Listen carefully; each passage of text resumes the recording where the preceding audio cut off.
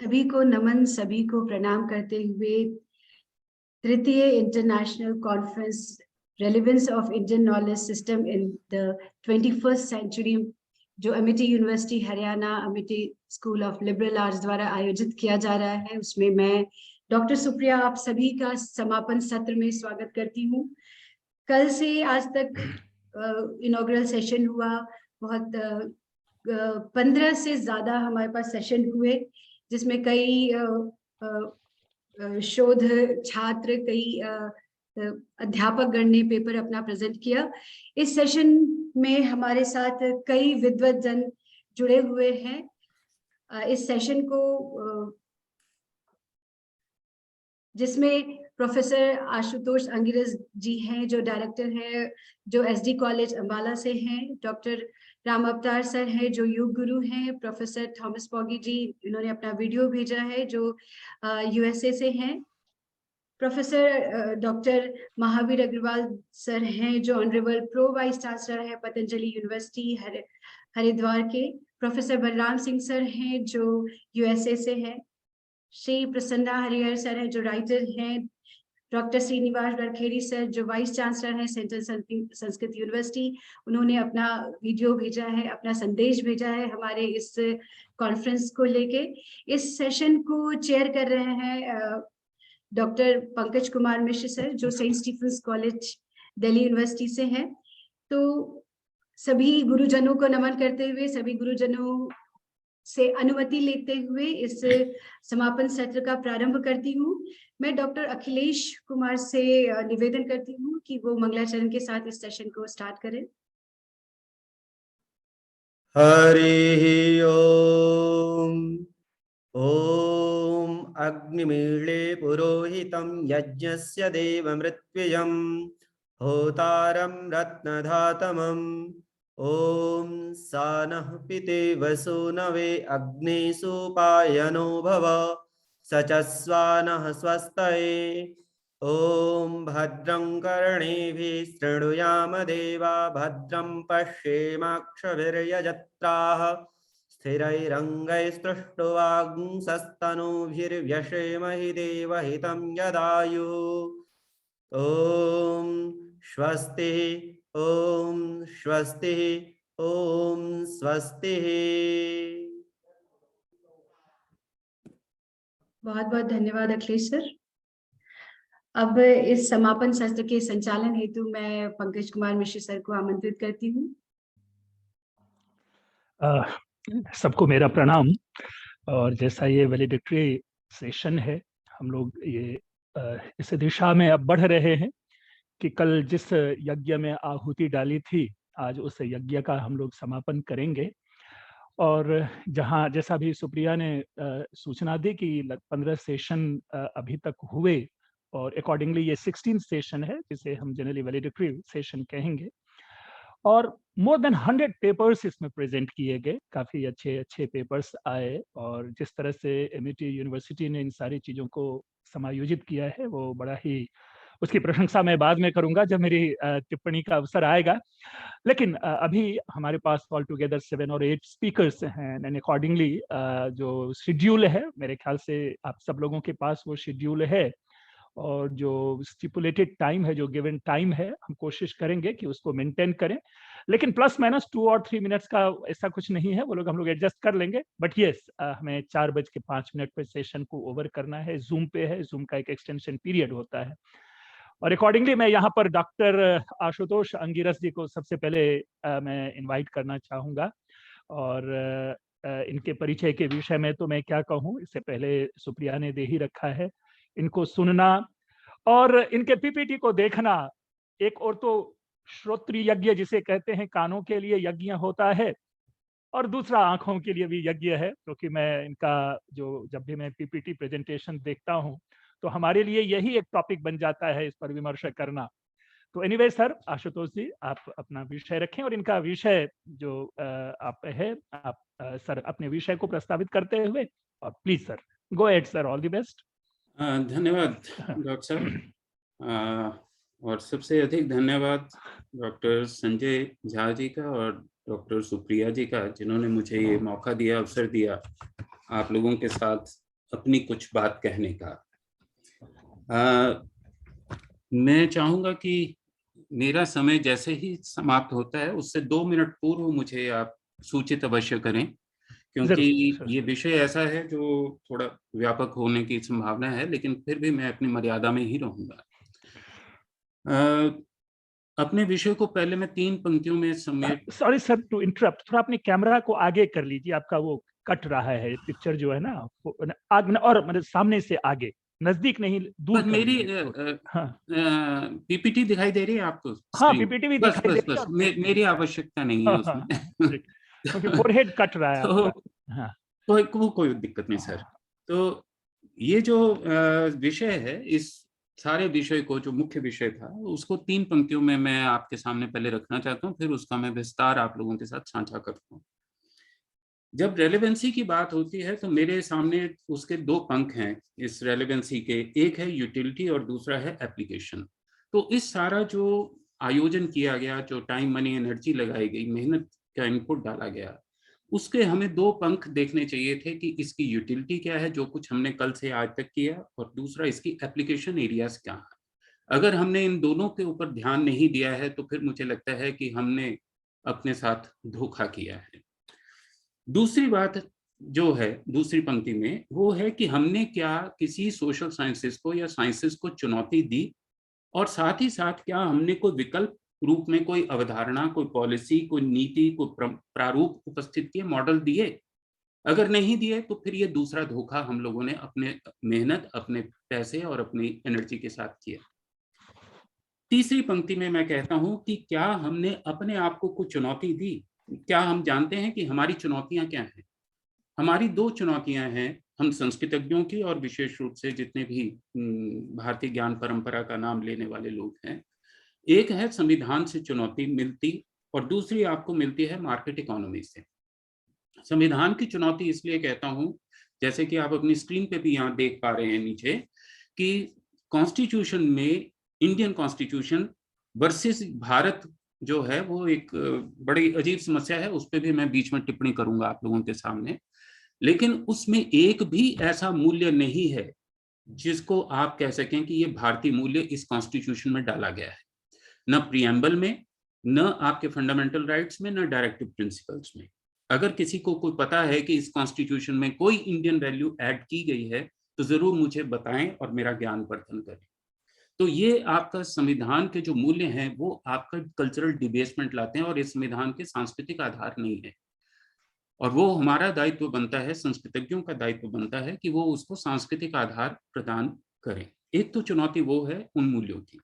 Market economy की से आप सभी परिचित हैं, जिसने सब कुछ उखाड़ फेंका है।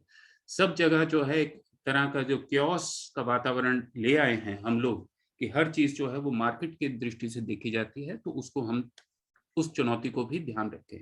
उन दो के बीच में हम अपनी बात को अग्रसर करते हैं। तो मैं अपनी बात अग्रसर करना चाहूंगा सबसे पहले वेद व्यास के नाम से। मुझे ये सारी जो प्रेरणा मिलती है वो सिर्फ वेद व्यास से मिलती है, क्योंकि वो एक ऐसे व्यक्ति हैं जिन्होंने 2674 जो कैरेक्टर्स हैं उनको इस तरह से संजोया पिरोया है कि जहां पर ना कोई ओवरलैपिंग है, ना कोई कंफ्यूजन है, लेकिन हमने उनसे सीखा कुछ नहीं। तो मेरे लिए वेद व्यास जो है वो नॉलेज सिस्टम है और नोइंग का प्रोसेस है। और इसी आधार पर आप अपनी स्क्रीन पे यहाँ देखेंगे तो वेद मेरे लिए कोई ग्रंथ या पुस्तक नहीं रह जाती, वो culture of knowledge and knowing रहती है। मेरे लिए यज्ञ जो है वो कल्चर ऑफ पार्टिसिपेशन है, और पार्टिसिपेशन क्या है कि सारे समाज का पार्टिसिपेशन अनरिस्ट्रिक्टेड। पुराण मेरे लिए culture of revision and renewing है, और योग मेरे लिए है to garner what has not been garnered, जो अचीव नहीं किया है। और इस सारे आधार पर मैं आप लोगों के साथ जो आगे बात करने जा रहा हूं, बहुत जल्दी से बातें करूंगा, यूटिलिटी और अप्लाइड। और मैं चाहूंगा कि जो कुछ भी मैं कह रहा हूं उसको आप तापात छेदात निक्षात ग्राह्यम मदवचः न तो गौरवात इस दृष्टि से देखें, उसके ऊपर पूरे आप देखें जो कुछ मैं आपके साथ शेयर करने जा रहा हूं। तो 2 बातों का मैं अब ध्यान रखूंगा कि सबसे पहले कि क्या हमारे पास कोई स्ट्रेटेजी है इन सब चीजों के बीच में जो मैंने चुनौतियां आपसे की हैं, और क्या वो स्ट्रेटेजी सक्षम या पोटेंट है कि नहीं है, उसकी मैं चर्चा आप लोगों के साथ करूंगा। मैं स्लाइड्स छोड़ रहा हूं। ये स्लाइड इसलिए हैं कि आप लोग और मैं इस बात को समझें कि हमारे ऊपर जो लगने वाले आक्षेप हैं उनको हम देखें। क्या हमने कल से लेकर आज तक कोई इनका प्रतिवाद किया? कौन कौन से आक्षेप लगते हैं जो कि कम्युनिस्ट, सेकुलरिस्ट और जितने फेमिनिस्ट हैं और जो so called intellectuals, constipated intellectuals, लिब्रांडूस जो भी हैं, चरित्रगत, स्त्रीगत, जातिगत, पाखंड और ब्राह्मणवादी, ये आक्षेप होते हैं जो हमारी भारतीय ज्ञान परंपरा पे लगते हैं। और साथ ही साथ एक जो डिस्कोर्स डेवलप किया गया वो क्या है? Sanskritist mindset has failed in observation, it followed no experimental approach, it is impractical and it is dominated by superstition. और मैं अगली जितनी भी स्लाइड्स हैं उनमें इन सभी को चुनौती दूंगा और अपना जो विकल्प है वो भी रखूंगा। और किस लिए रखूंगा? ताकि हम डेवलपमेंट और फाइनल बीएटिट्यूड, अभ्युदय और निश्रेयस की जिससे हम प्राप्ति कर सकें। और कुल मिलाकर के संस्कृत नॉलेज ट्रेडिशन का जो लक्ष्य है वो क्या है? Integration of material development with psychological, cultural and spiritual aspects, all in harmony with earth in this society. और ये बात मैंने कहाँ से ली है? कालिदास, जिसका मैं सबसे पहले प्रस्तुतिकरण आप लोगों के साथ शेयर करूंगा। मैं ये बाकी सब चीजें छोड़ रहा हूं, लेकिन 10 विषय मैं अगले लगभग 7-8 मिनट के अंदर अंदर कवर करूंगा और आपको केवल एक ओवरव्यू देने का प्रयास करूंगा। सबसे पहला जो विषय लूंगा वो Kalidas as a theorist and practitioner of gross national happiness index, ताकि हम इकोनॉमिस्ट लोग को चुनौती दें, इकोनॉमी को चुनौती दें, इकोनॉमिक थिंकिंग को। दूसरा जो विषय है वो है संस्कृत शास्त्र आधारित सुशासन, गुड गवर्नेंस, पब्लिक एडमिनिस्ट्रेशन को चुनौती भी दूंगा और उसके बदले में अपना एक विकल्प भी प्रदान करूंगा। तीसरा, संस्कृत शास्त्रीय पैराडाइम्स ऑफ ह्यूमन राइट्स, जो 30 आर्टिकल्स है उनको भी हम चुनौती देंगे और अपना विकल्प भी प्रदान करेंगे। चौथा, media literacy, what it can learn from Bhagavad Gita. Applied Indian psychology, इसका पूरा model, concepts, theories. Indigenous model of critical thinking through gaming techniques for children. और फिर उसके बाद management skills from Panchatantra, specially on the conflict management. उसके बाद संस्कृत शास्त्रीय critic of स्वच्छ भारत। मुझे नहीं पता आप में से कभी किसी ने स्वच्छ भारत के लिए कोई मापदंड प्रदान किए हों मोदी गवर्नमेंट को, जो कि करने चाहिए थे, संस्कृतज्ञों का दायित्व था। तो ये, और फिर उसके बाद व्यवहार पर एक संस्कृत साहित्य शास्त्र आधारित भारतीय चलचित्र मीमांसा। फिर और आखिरी जो है वो स्त्री सशक्तिकरण के ऊपर क्या मॉडल हमारा है और क्या फेमिनिस्ट का है, उसके ऊपर मैं चर्चा करूंगा, लेकिन मैं एक एक दो स्लाइड में खत्म करूंगा। तो ये मेरा पहला विषय था, इसको मैं बस क्लियर कर देता हूं आपके साथ। सर स्लाइड चेंज नहीं हो रही है आपकी शायद। यस सर, आपका स्लाइड्स जो है ना विजिबल नहीं है, स्लाइड नहीं है। ओके, दोबारा let me. Yes yes, now it is available. Okay, होना चाहिए था चेंज।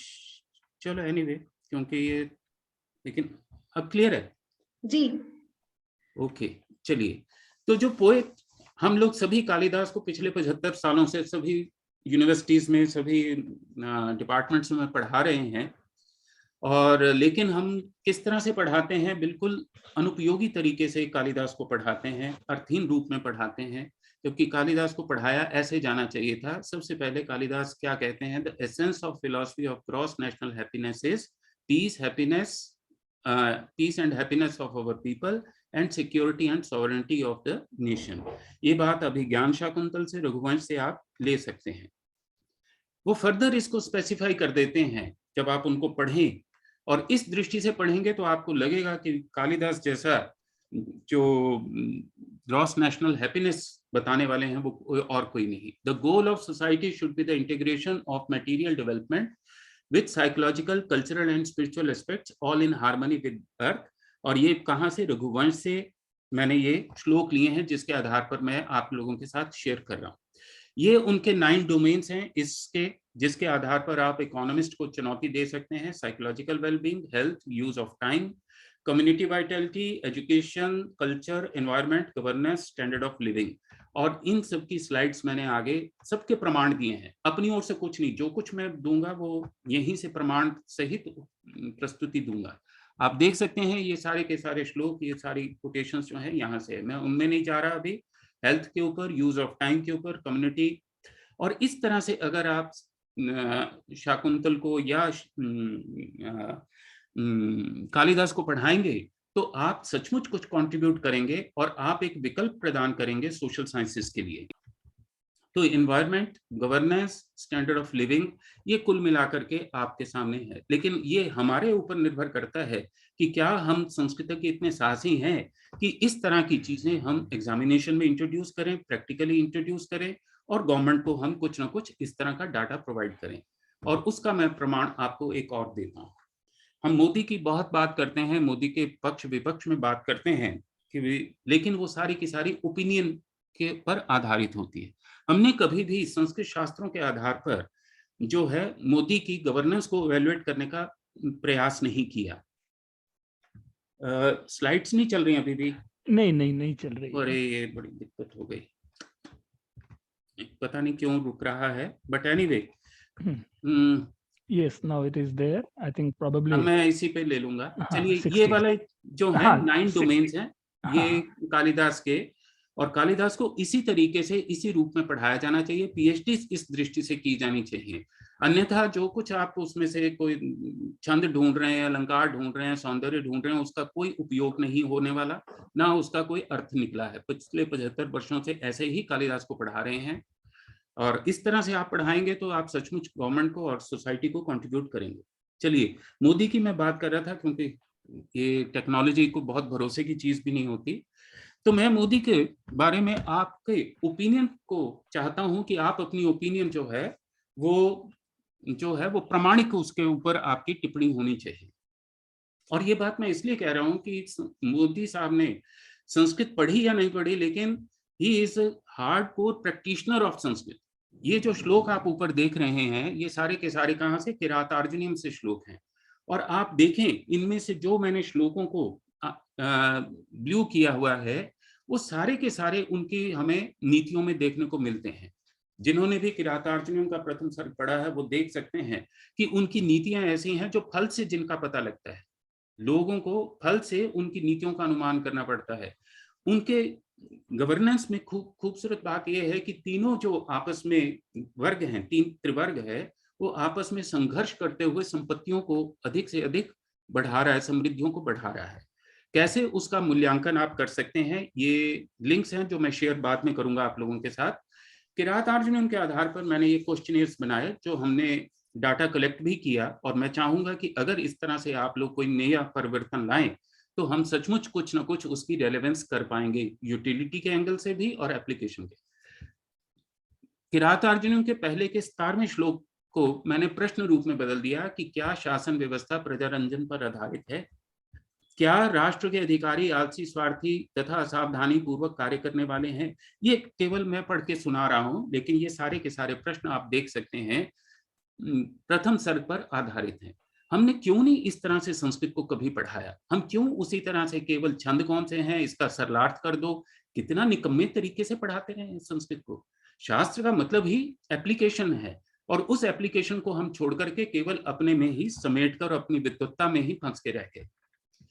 ये चलिए रामायण के आधार पे देख लीजिए। रामायण के दूसरा जो है उसमें 100वां सर्ग और 9वें श्लोक से ऑनवर्ड शुरू हो जाइए। आप देखें, क्या आज धर्म पर तत्पर रहने वाले विद्वानों की यथावत पूजा होती है? आप उत्तर हाँ ना कहीं तो कुछ तो लेंगे। और जब आप उस उत्तर को लेते हैं और उसके बाद आपका छात्र, अगर पीएचडी का छात्र उस डाटा को कलेक्ट करता है और उसके आधार पर मोदी के बारे में कोई ओपिनियन देता है, तो मैं समझता हूँ वो एक सफलता होगी। और तब आप पब्लिक एडमिनिस्ट्रेशन वाले लोगों को चुनौती दे पाएंगे। आप केवल स्क्रीन्स देखते चलिए, मैं जल्दी से आगे चल रहा हूँ। महाभारत आधारित सुशासन तंत्र आप देख सकते हैं, यहाँ पे भी उसी तरह के सभी रेफरेंसेस हैं। मैंने अपनी तरफ से केवल क्या लगाया है, बाकी सारे के सारा जो है वो सभा पर्व से लिया हुआ है। इसी तरह शुक्लासोपदेश से आप देख सकते हैं, वहां से भी हमने मोदी गवर्नमेंट को इवेल्युएट किया है, उसके आधार पर सारा डाटा इकट्ठा किया है। ये चीज तो हम इस आधार पे हम पब्लिक एडमिनिस्ट्रेशन को चुनौती भी दे सकते हैं, उनको एक विकल्प भी प्रदान कर सकते हैं कि भाई आप इस तरह से चीजों को करें। चलिए, जैसे मैंने आगे ह्यूमन राइट्स की भी बात की थी, मैडम मुझे रोक दीजिएगा जहां मेरे समय पूरा हो, 2 मिनट पहले। ये ह्यूमन राइट्स के हैं, आप चुनौती दीजिए उनको कि आप लोगों की कंट्रीब्यूशन, इंडियन जितने इंटेलेक्चुअल्स हैं उनकी ह्यूमन राइट्स में क्या कंट्रीब्यूशन है वर्ल्ड लेवल पर। तो मेरी दृष्टि में या संस्कृत की दृष्टि में दो चीजें सबसे महत्वपूर्ण है। एक है शुभता की, गुडनेस की घोर कमी, और दूसरा शुभता को व्यवस्थित करने की सटीक पद्धति का अभाव।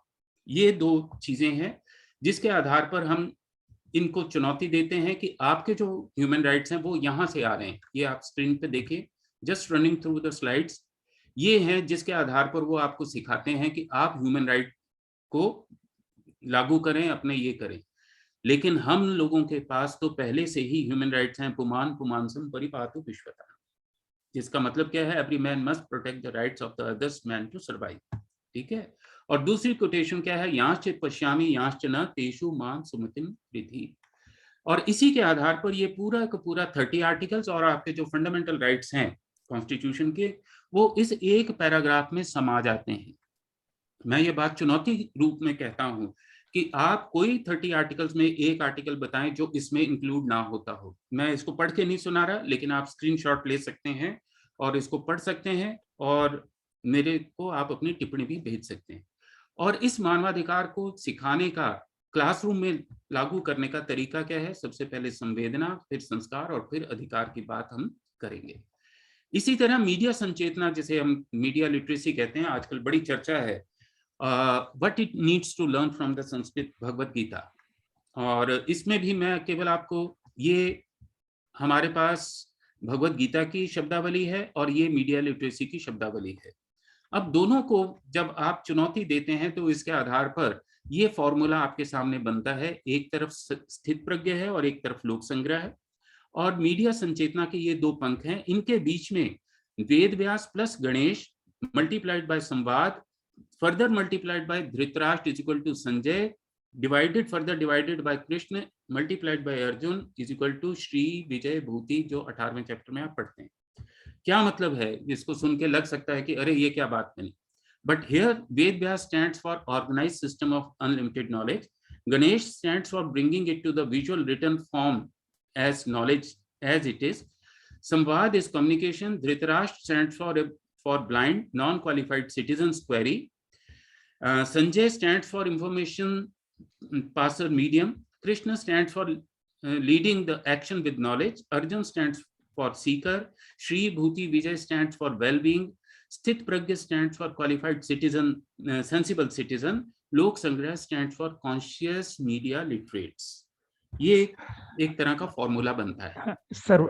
Bye 2 to 3 minutes I think you have only 3 minutes। ठीक है, ये सेकंड इसका ठीक है, मैं सब कर रहा हूँ, मैं I will just run through. तो कुल मिलाकर के, हाँ, कुल मिलाकर के ये हमारे पास मीडिया लिटरेसी के लोगों को, मास कम्युनिकेशन के लोगों को सिखाने के लिए गीता से ये है। इसी तरह आप अगर इंडियन साइकोलॉजी पे चले जाएं तो ये तरीका है अपने आप को इवेल्युएट करने का। ये क्वेश्चंस हैं जिसके आधार पर आप डाटा इकट्ठा कर सकते हैं, और ये इसके मॉडल्स हैं जिनके आधार पर, और ये काउंसलिंग टेक्निक्स हैं। ये 5 काउंसलिंग टेक्निक्स हैं इंडियन ट्रेडिशन में, लेकिन हमने कभी उनका प्रयोग नहीं किया, कोई यूनिवर्सिटी उसका प्रयोग नहीं करती। मुझे नहीं समझ में आता कि हम लोग किस तरह के सिलेबस वहां पढ़ा रहे हैं। और अब भी न्यू एजुकेशन पॉलिसी की बैक स्टैपिंग करेंगे हम संस्कृतज्ञ अगर हम उसमें अभीष्ट यथेष्ट परिवर्तन नहीं करते, अप्लाइड नहीं बनाते। ये वो है जिसका हमने वर्कशॉप भी लगाई और काम किया, indigenous model of critical thinking through gaming techniques. इसमें कि किस तरह से इसको हम कर सकते हैं, और वेताल पंचविंशति के आधार पर इस वर्कशॉप को हमने कंडक्ट किया था। उसमें जिस तरह के कहानियां हैं उनका 25 कहानियों को हमने लागू किया था। मैं छोड़ रहा हूँ। उसके बाद जो कॉन्फ्लिक्ट मैनेजमेंट है, ये मैनेजमेंट के स्टूडेंट्स को और कॉमर्स के स्टूडेंट्स को हम पढ़ाते हैं। पंचतंत्र से चोरी किया हुआ है, लेकिन आप देखें बड़ी रेलेवेंट है। कई सारी स्ट्रेटजीज इसमें दी हुई हैं, कौन कौन सी स्ट्रेटजी है, कैसे उसका यूज करना है आपने मैनेजमेंट में। क्योंकि कॉमर्स में 3 चीजें बड़ी महत्वपूर्ण होती है, आइदर यू कन्विंस और यू चीट और यू कंफ्यूज द बायर। तो ये 3 चीजें रहती हैं, तो उसके आधार पर ये सारे हमने किए। फिर उसके बाद संस्कृत शास्त्रों का जो स्वच्छ भारत है उसका क्रिटिक, उसको डिजाइन और डेवलप किया, और उसको हमने कहाँ से लिया है वो मैं आपको बताता हूँ कि बाण भट्ट को अगर आप देखें तो वो स्वच्छता के पैरामीटर्स हमें देता है, लेकिन हमने कभी उसका उपयोग नहीं किया। तो ये महाश्वेता वृत्तांत से आप देख सकते हैं। मैं छोड़ रहा हूँ, जल्दी से खत्म कर रहा हूँ अपनी बात को। फिर जितने फिल्म आती हैं, फिल्म क्रिटिक हैं, उसको आप संस्कृत साहित्य शास्त्र के आधार पे कैसे मूल्यांकित करेंगे, ये वो सारी चीजें यहाँ पर दी हुई हैं मैंने। उसके बाद होम साइंस के लोगों को भी हमने चुनौती दी है और उसके बदले में अपना मॉडल हमने डिजाइन किया है। आप देख सकते हैं क्वेश्चंस भी उसमें डेवलप किए, डिजाइन किए, और ये उनके तरीके हैं कि इस आधार पर होम साइंस को पढ़ाया जाना चाहिए।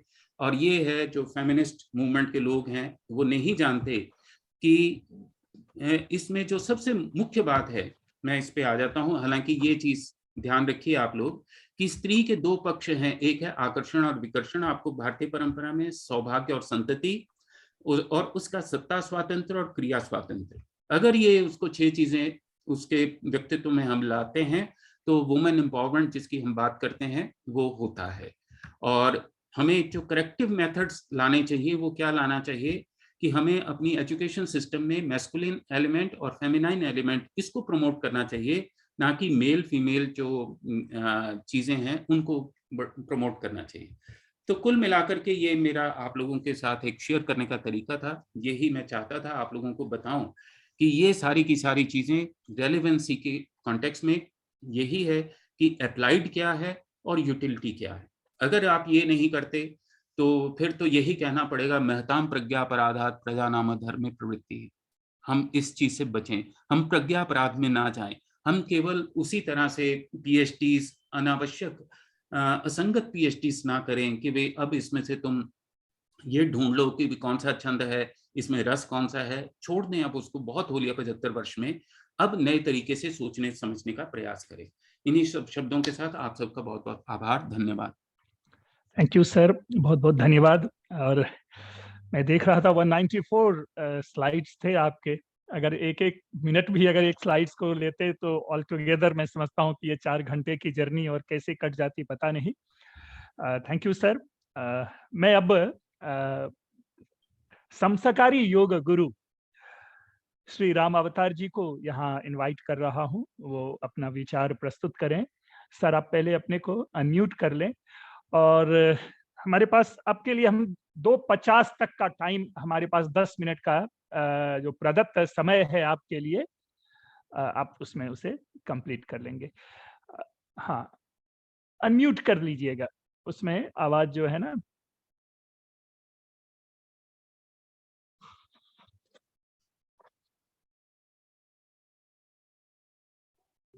जी जी हाँ हो। जी नमस्कार सर, सभी को नमस्कार। मेरी आवाज आ रही है सर? जी जी जी हाँ, थैंक यू। जैसा कि कल हमारा प्रोग्राम एमआईटी यूनिवर्सिटी में आकर के देखा, बहुत अच्छा लगा। और सभी विद्वान जनों का जो प्रोग्राम था सुनकर के बहुत ही अद्भुत जो उनका ज्ञान था उनको सुना।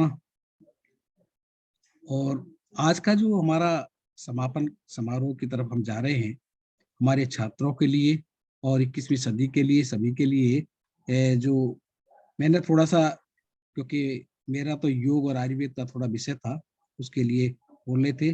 और वो तो टाइम का अभाव था, वो पूरी चीज हो नहीं पाई। क्योंकि आज हमारे 21वीं सदी के लिए जो हमारे देश की जो परंपरा रही है, जो ज्ञान है, उसको वास्तव में कैसे लाया जाए, पारा जाए।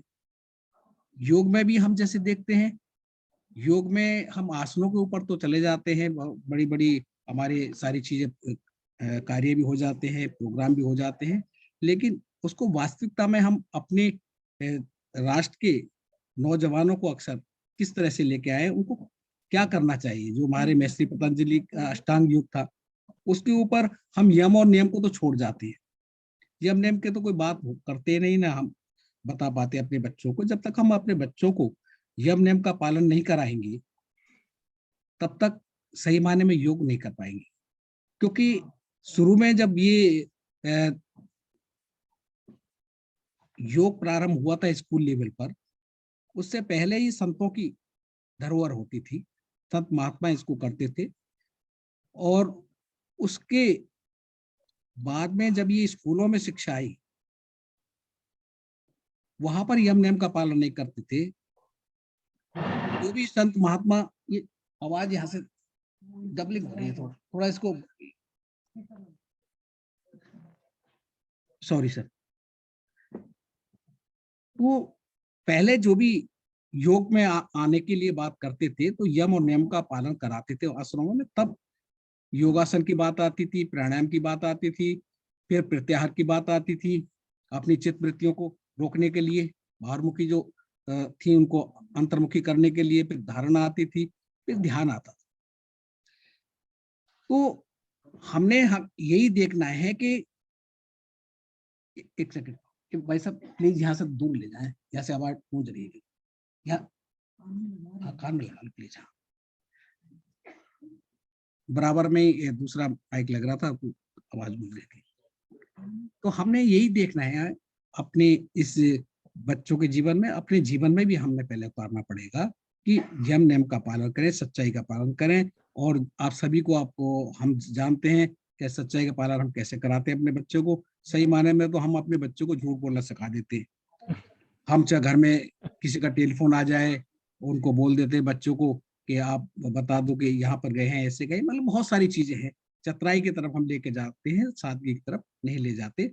और एक एक शब्द ऐसा है, जैसे नियम में अहिंसा है, सत्य है, एक एक शब्द को कैसे हम पालन कर सकते हैं मन वचन कर्म से, वो सारी चीजों को हम लेकर जाएं। अहिंसा, सत्य, अस्तेय, ब्रह्मचर्य, क्षमा, धृति, दया, आर्यवन, मिताहार, शौच, ये सारी चीजों को हम बच्चों में लेकर के आए, नियमों का पालन कराएं। नियम में भी तप, संतोष, सात्विकता, दान, ईश्वर पूजन, सिद्धांतवाद, कौक श्रवण, लज्जा, बुद्धि, जप, हवन।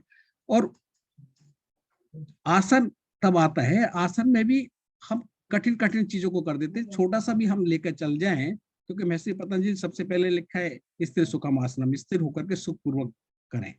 प्राणायाम की तरफ हम जाते हैं तो प्राणायाम में भी आज बहुत सारी चीजें हो गई।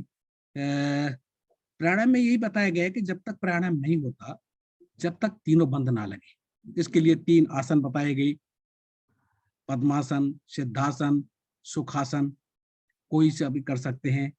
जब तक हमारे तीनों बंद नहीं लगेंगे, मूल बंद नहीं लगे, जालंधर बंद नहीं लगे, उद्यान बंद नहीं लगे, कुंभक ना हो, तब तक वो प्राणायाम नहीं है। लेकिन आज हम देख रहे हैं कि मार्केट में इस तरह का योग बिक रहा है जैसे कोई रेवड़ी गज्जक बिक रही हो। कोई हठ योग कर रहा है, कोई दूसरा योग कर रहा है, कोई डांस योगा कर रहे हैं, तरह तरह के, कोई हॉट योगा हो रहा है। सच्चाई में जो योग तो योग ही है, जब से सृष्टि बनी जब से ये योग है, उसको तरफ हम लेके चलें। एक सूत्र में ही सारा हम देखे जाए तो सारा चीजें पूरी हो जाती है।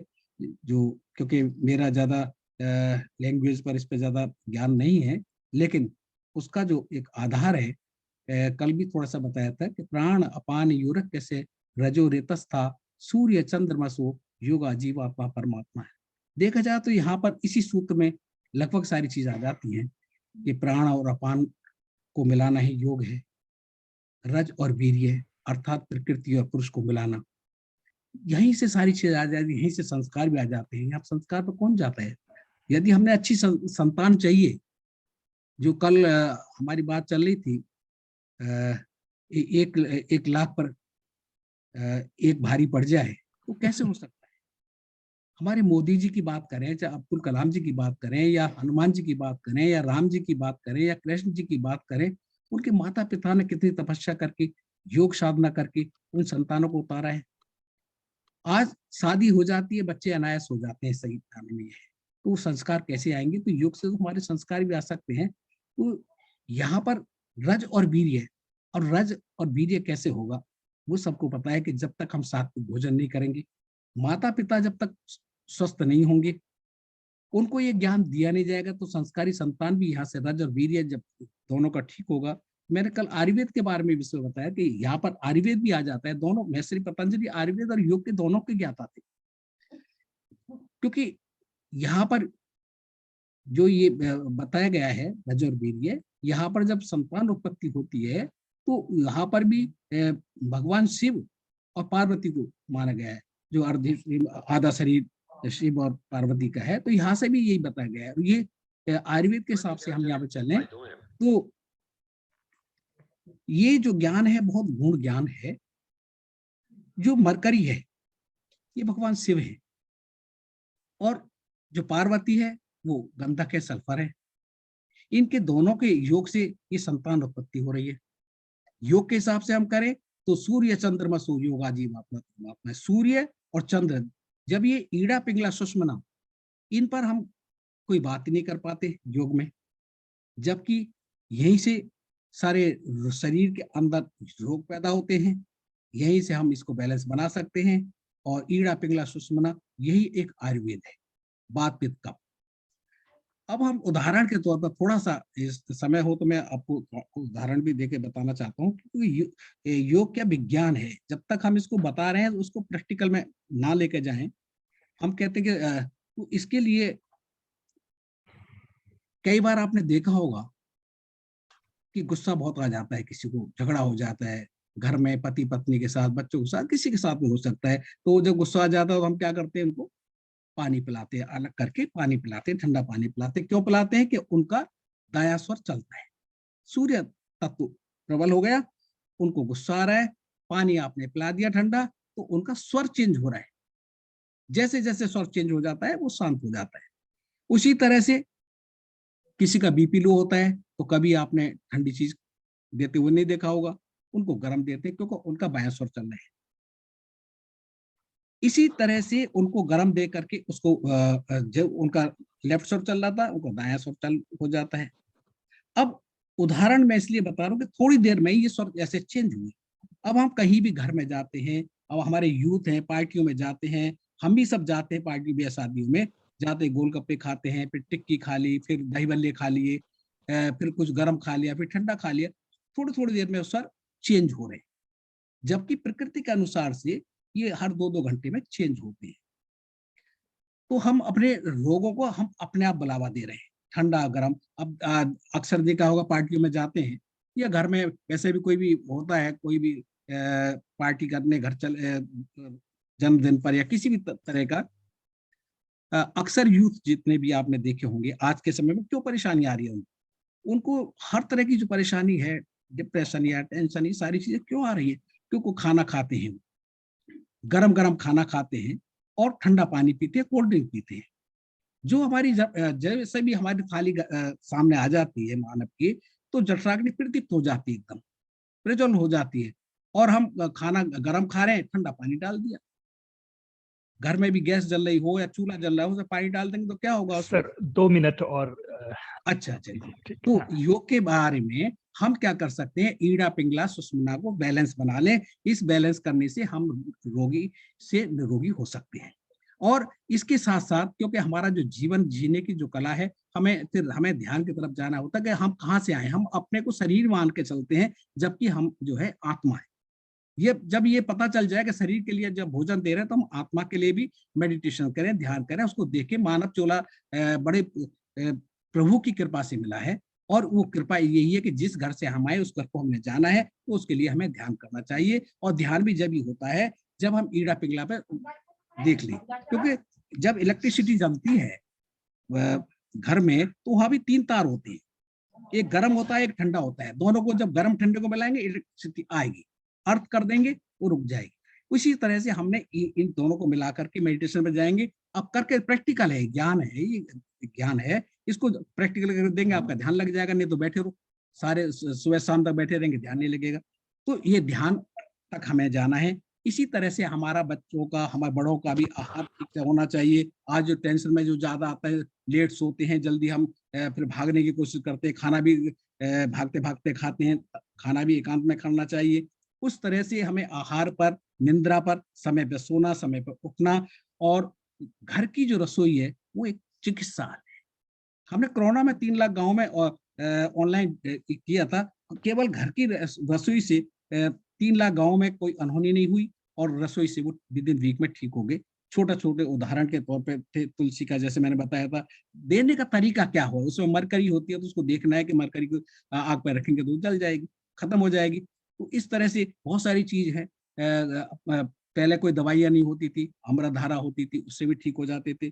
जिनके अभी कोरोना के टाइम में, अभी भी कोरोना की बात चल रही है, जब गैस की सिलेंडर नहीं मिल रहे थे, दूसरे सिलेंडर नहीं मिल रहे थे, बहुत तरह की परेशानी आ रही थी, ब्लॉकेज हो रही थी, तो उसके लिए हमने छोटा सा बताया कि अमृतधारा को 10-15 बूंदें लेकर के ग्लास में मिला करके चेस्ट पे लगा लें, तो ऑक्सीजन की कमी जो हो रही थी वो पहले दिन से ही निमोनिया हो रहा है। इस तरह की छोटी छोटी जो चीजें हैं, आग धतूरे हैं, हमने आयुर्वेद के ऊपर हम रिसर्च करने के लिए यही कर रहे हैं कि जो दुनिया में ये सारी चीजें छोटी छोटी चीजें, डिग्री तो हमारे पास आ जाती है लेकिन हमारा उसका ज्ञान नहीं है। फार्मेसी में चले जाए, तुलसी की हैसियत, सदाबहारी का एक डोज दे, जिनको डेंगू हो जाता है, प्लेटलेट कम हो जाते हैं, और आपका किसी भी तरह का ब्लड शरीर से आ रहा हो, चाहे कैंसर का आ रहा हो, चाहे पाइल्स का आ रहा हो, चाहे किसी भी टाइप का आ रहा हो, चाहे माहवारी से आ रहा हो, एक दिन में वो ठीक कर सकते हैं। छोटी छोटी जो जंगलों में ऐसे फैली पड़ी है, तो उस तरह की आयुर्वेद में है, जिनके नॉर्मल डिलीवरी नहीं हो रही आजकल। कितनी परेशानी है।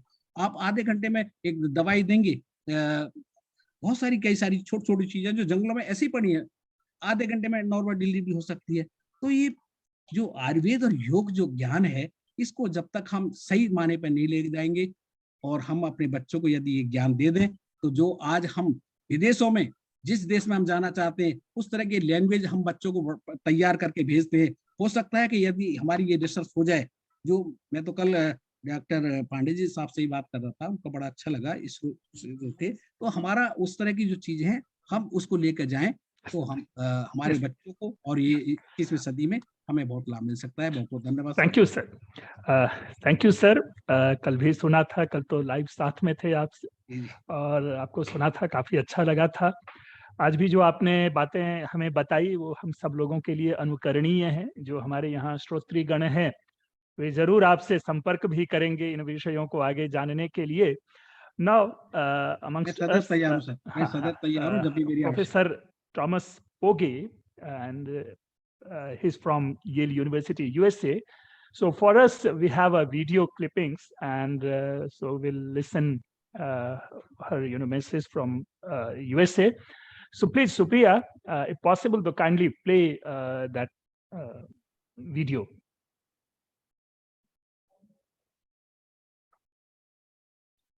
I think Dr. Supriya is not around, so we can move to the next speaker. Okay, and, okay. Thereafter, yes, yes.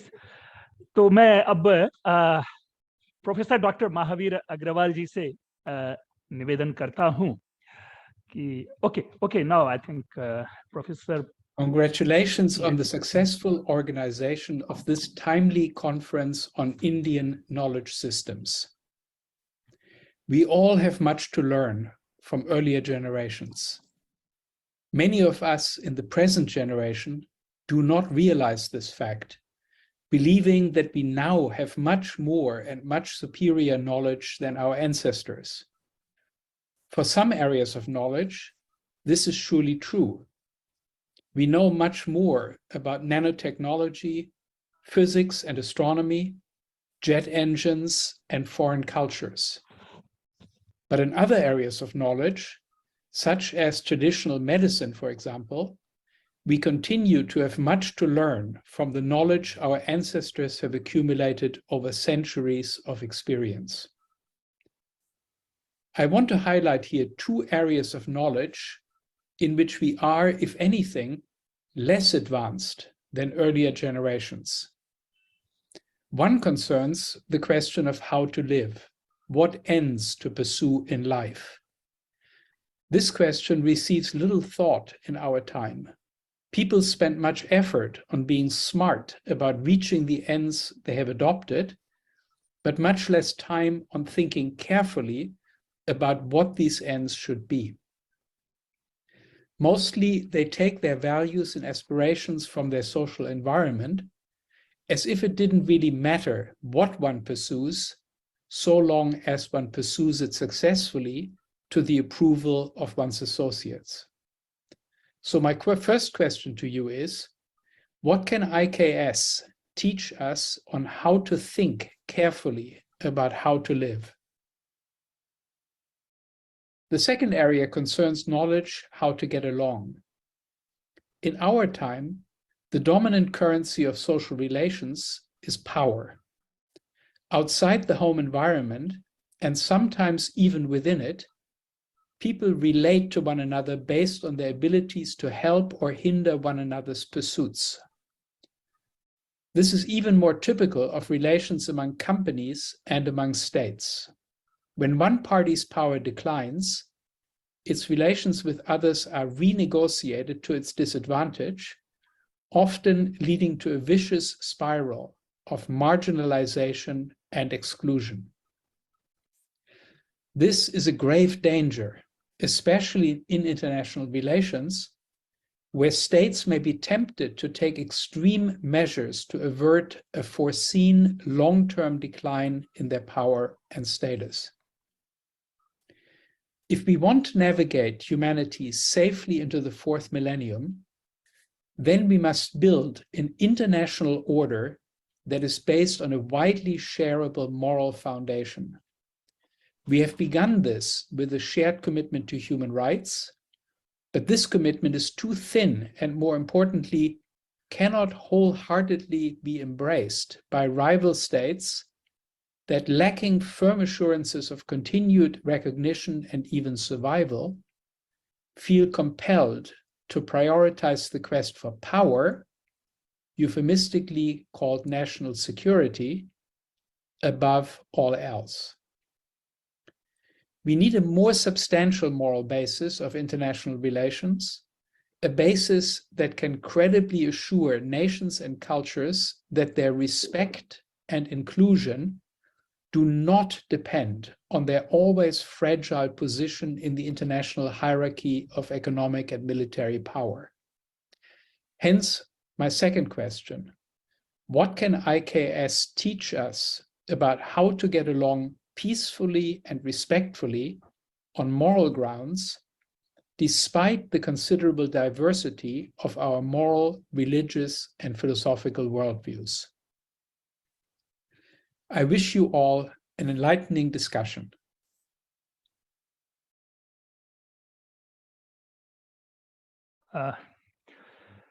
Thank you, Professor Thomas Wogge. Now, I would like to invite. Congratulations on the success. अब मैं professor doctor Mahavir Agarwal जी से प्रार्थना करता हूं कि आप sir आए और अपने कुछ विचारों से हम लोगों को इस सेमिनार में जो ये विषय है, इस विषय के संबंध में कोई एक नई जानकारी दें। और जैसा समय सर सबके लिए भी है, वही 10 मिनट्स का 10 मिनट का समय चल रहा है। आपको तो काफी सुनने का मन करेगा ही सबको, बस समय की सीमा का ध्यान रखते हुए please sir. Professor Mahavir Agarwal.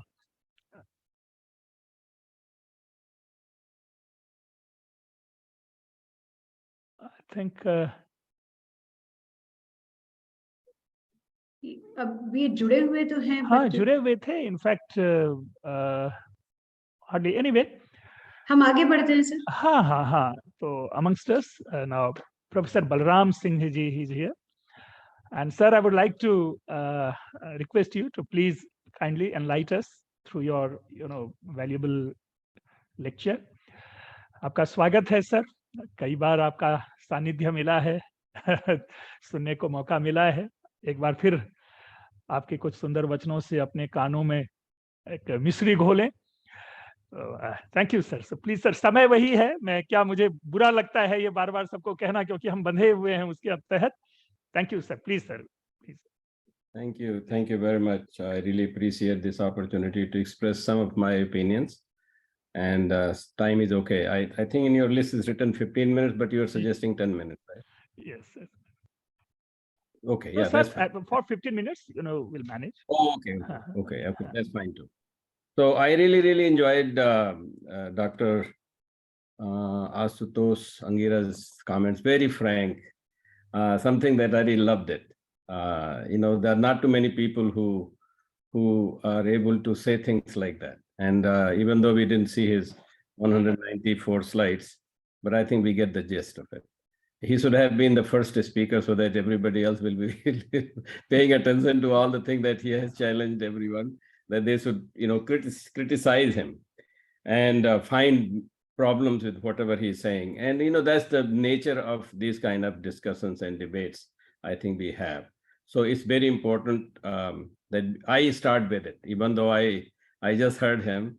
So I want to start with first of all, I think wonderful thing that he said. I just looked up, he said that if somebody can show me one thing in the Indian constitution that respect that has something to do with India or Indian culture. So I just looked up online. It says, "Be the people of India having solemnly resolved to constitute India into a sovereign, secular, democratic republic and secure all its citizens justice, liberty, equality and fraternity." तो इसमें एक चीज जो I just got inspired by him. Most of the objection is about the secular, that was added later on. Also the socialist, I think was that added in 71, I believe. लेकिन उसको अगर हम सच्चाई में because he also criticized Sanskrit scholars, how they just teach the same thing that has been taught to them before, and then the next generation does the same thing. I think we need to critically examine ourselves also. तो अभी हाल में ही किसी ने मुझसे secular पे चर्चा की थी, तो I am a chemist. I have a tendency to go to elements, molecules, अक्षर और एटम हमारे लिए बराबर मानते हैं उसको. तो I looked up, सेक्युलर का मतलब वो नहीं होता जो हम लोग सोचते हैं. सेक्युलर का मतलब होता है of the time, of the age. मतलब ये this is true that it was used against church first time. The European scholars use it against the church.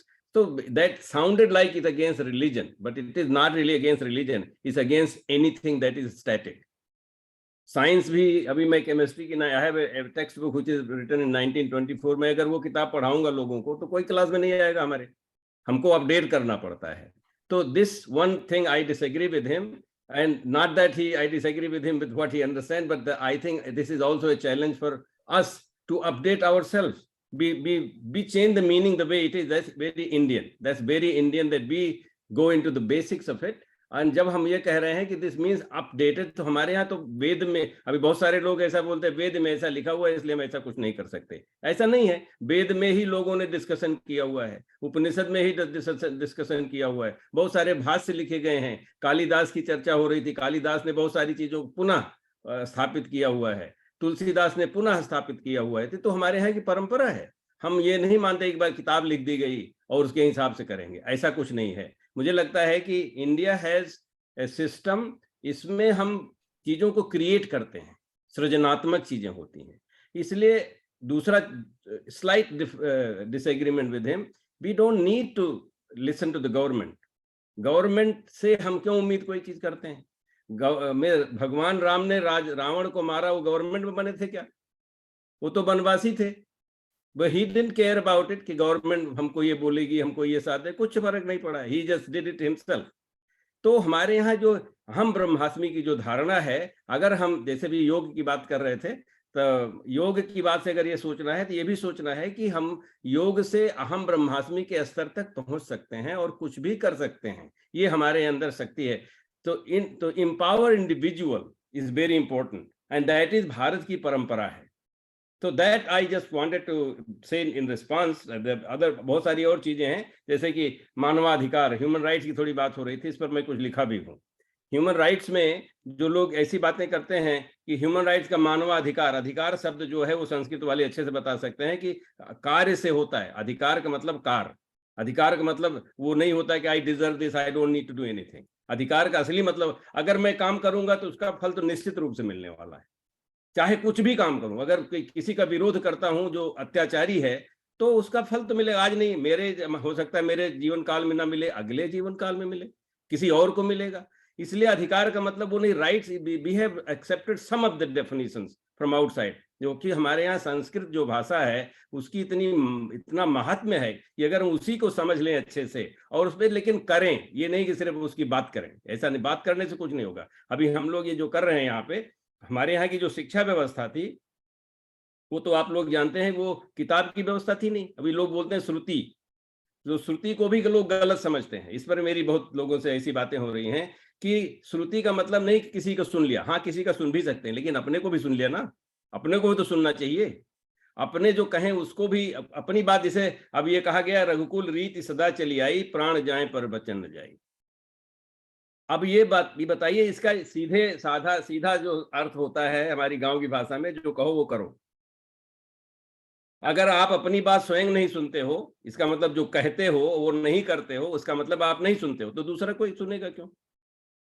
तो हमारा कहने का मतलब है भारत की जो परंपरा है उसमें हमको ये है कि हाउ टू गेट इन्वॉल्व, हम स्वयं करें, हम स्वयं बदल सकते हैं, सारे संसार को बदल सकते हैं। हम ये ऐसा एको हम बहुत श्यामी, हम ऐसा हम ही हैं, बहुत बाकी तरीके तो बहुत सारे तरीके हैं।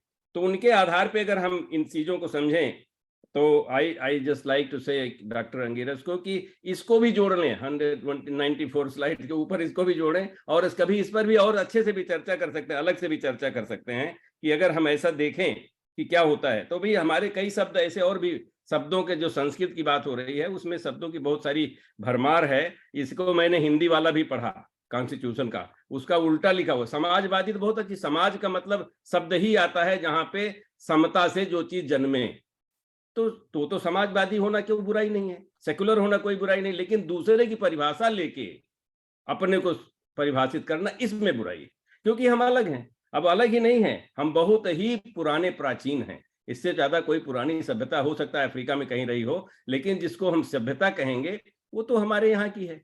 और सभ्यता भी अभी आजकल हमारे यहाँ सिटीजन भी उसमें लिखा हुआ है, एक शब्द लिखा हुआ सिटीजन। मैं तो ढूंढ रहा हूं कि कोई वकील मिल जाए, डॉक्टर अंगिरस आप तो कॉमर्स वाले हैं, कोई वकील मिल जाए तो मैं कॉन्स्टिट्यूशन, मैं भारत का नागरिक नहीं हूं, मैं चाहता हूं कि कोई भारत का नागरिक इस पे सुप्रीम कोर्ट में दायर कर दे, सारा कॉन्स्टिट्यूशन ही निरस्त करना चाहिए। क्योंकि वहां पे 90% लोग गांव के लोग थे, गंवार। कहा गया कि दे डिक्लेयर्ड कि they are all citizens of India. Citizen तो अभी आधे लोग तो अभी नगर देखे ही नहीं है, आगे आधे लोग अभी भी नगर नहीं देखे, उनको नागरिक घोषित कर दिया गया। मैं घोषित करता हूं कि सारे लोग केमिस्ट हैं, कैसा लगेगा?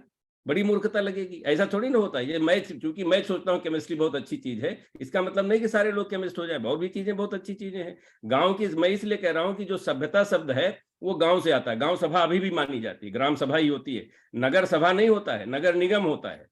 वहां पे निगम की व्यवस्था, ऊपर से जो बोलो वही सब लोग करेंगे। ये व्यवस्था हमारे यहाँ की नहीं।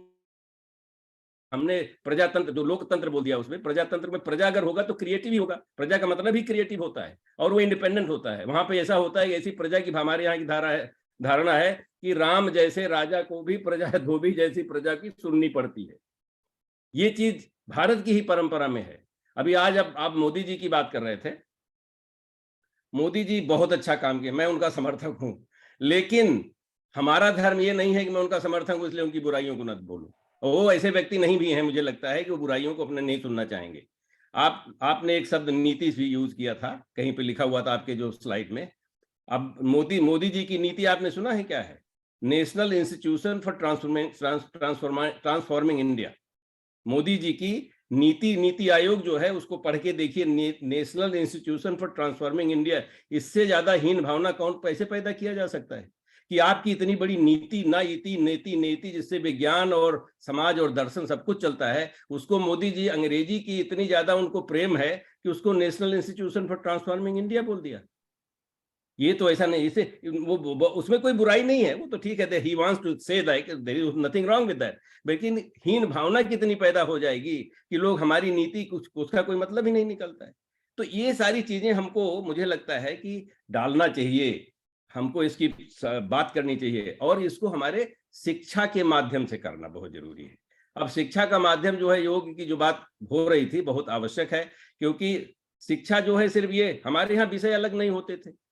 भारत की शिक्षा में हर चीज इंटीग्रेटेड होता था। विज्ञान का विद्यार्थी दर्शन भी जानता है, वही हिस्ट्री भी जानता है, वही समाज का भी जानता है, वही लड़ाई भी करता है। हमारे गुरु लोग लड़ाई करते थे ना, द्रोणाचार्य युद्ध कर रहे हैं, कृपाचार्य युद्ध कर रहे हैं, विश्वामित्र युद्ध कर रहे हैं। ये थोड़ी ना नहीं हम तो सिर्फ पोथी पढ़ाएंगे, आप लोग जाके युद्ध करो, ऐसा नहीं। क्योंकि ये सोचने वाली बात है कि भगवत गीता आया कहां से, कब आया? युद्ध में के बीच में आया भगवत गीता। अब हम लोग भगवत गीता का पाठ पढ़ कर अपने कुर्सी मेज में बैठे हुए आराम से एसी वाले कमरे में, और बोल रहे हैं कि भगवत गीता में ये कहा गया, बहुत अच्छी चीज कही गई। अरे आपसे होगा ही नहीं। अब आजकल लोगों को खाना पीना मिल रहा है तो सब मोटे होते जा रहे हैं। खाना पीना मिलने का मतलब ये होता है कि आप मेहनत करो, ये मतलब नहीं होता है कि आप बैठे रहो आराम से। उसी तरह से जैसे मोटापा शरीर में आ रहा है, उसे मानसिक मोटापा भी लोगों को आ जा रहा है, क्योंकि वो युद्ध स्तर पे है ही नहीं। जहां पे आप लोग तो वहीं के हैं, जहाँ पे कुरुक्षेत्र के जगह के लोग हैं, वहां के अगल बगल, वहां पे कुरुक्षेत्र में जाके अर्जुन जैसा धनुर्धर जिसको सारी इतना सर्वश्रेष्ठ धनुर्धर था, वो कृष्ण जैसे मित्र से, सखा से ये बातें क्या क्या कर रहे हैं, किस तरह कर रहे हैं, बीच में खड़े हैं, जीवन और मरण के बीच में खड़े हुए हैं।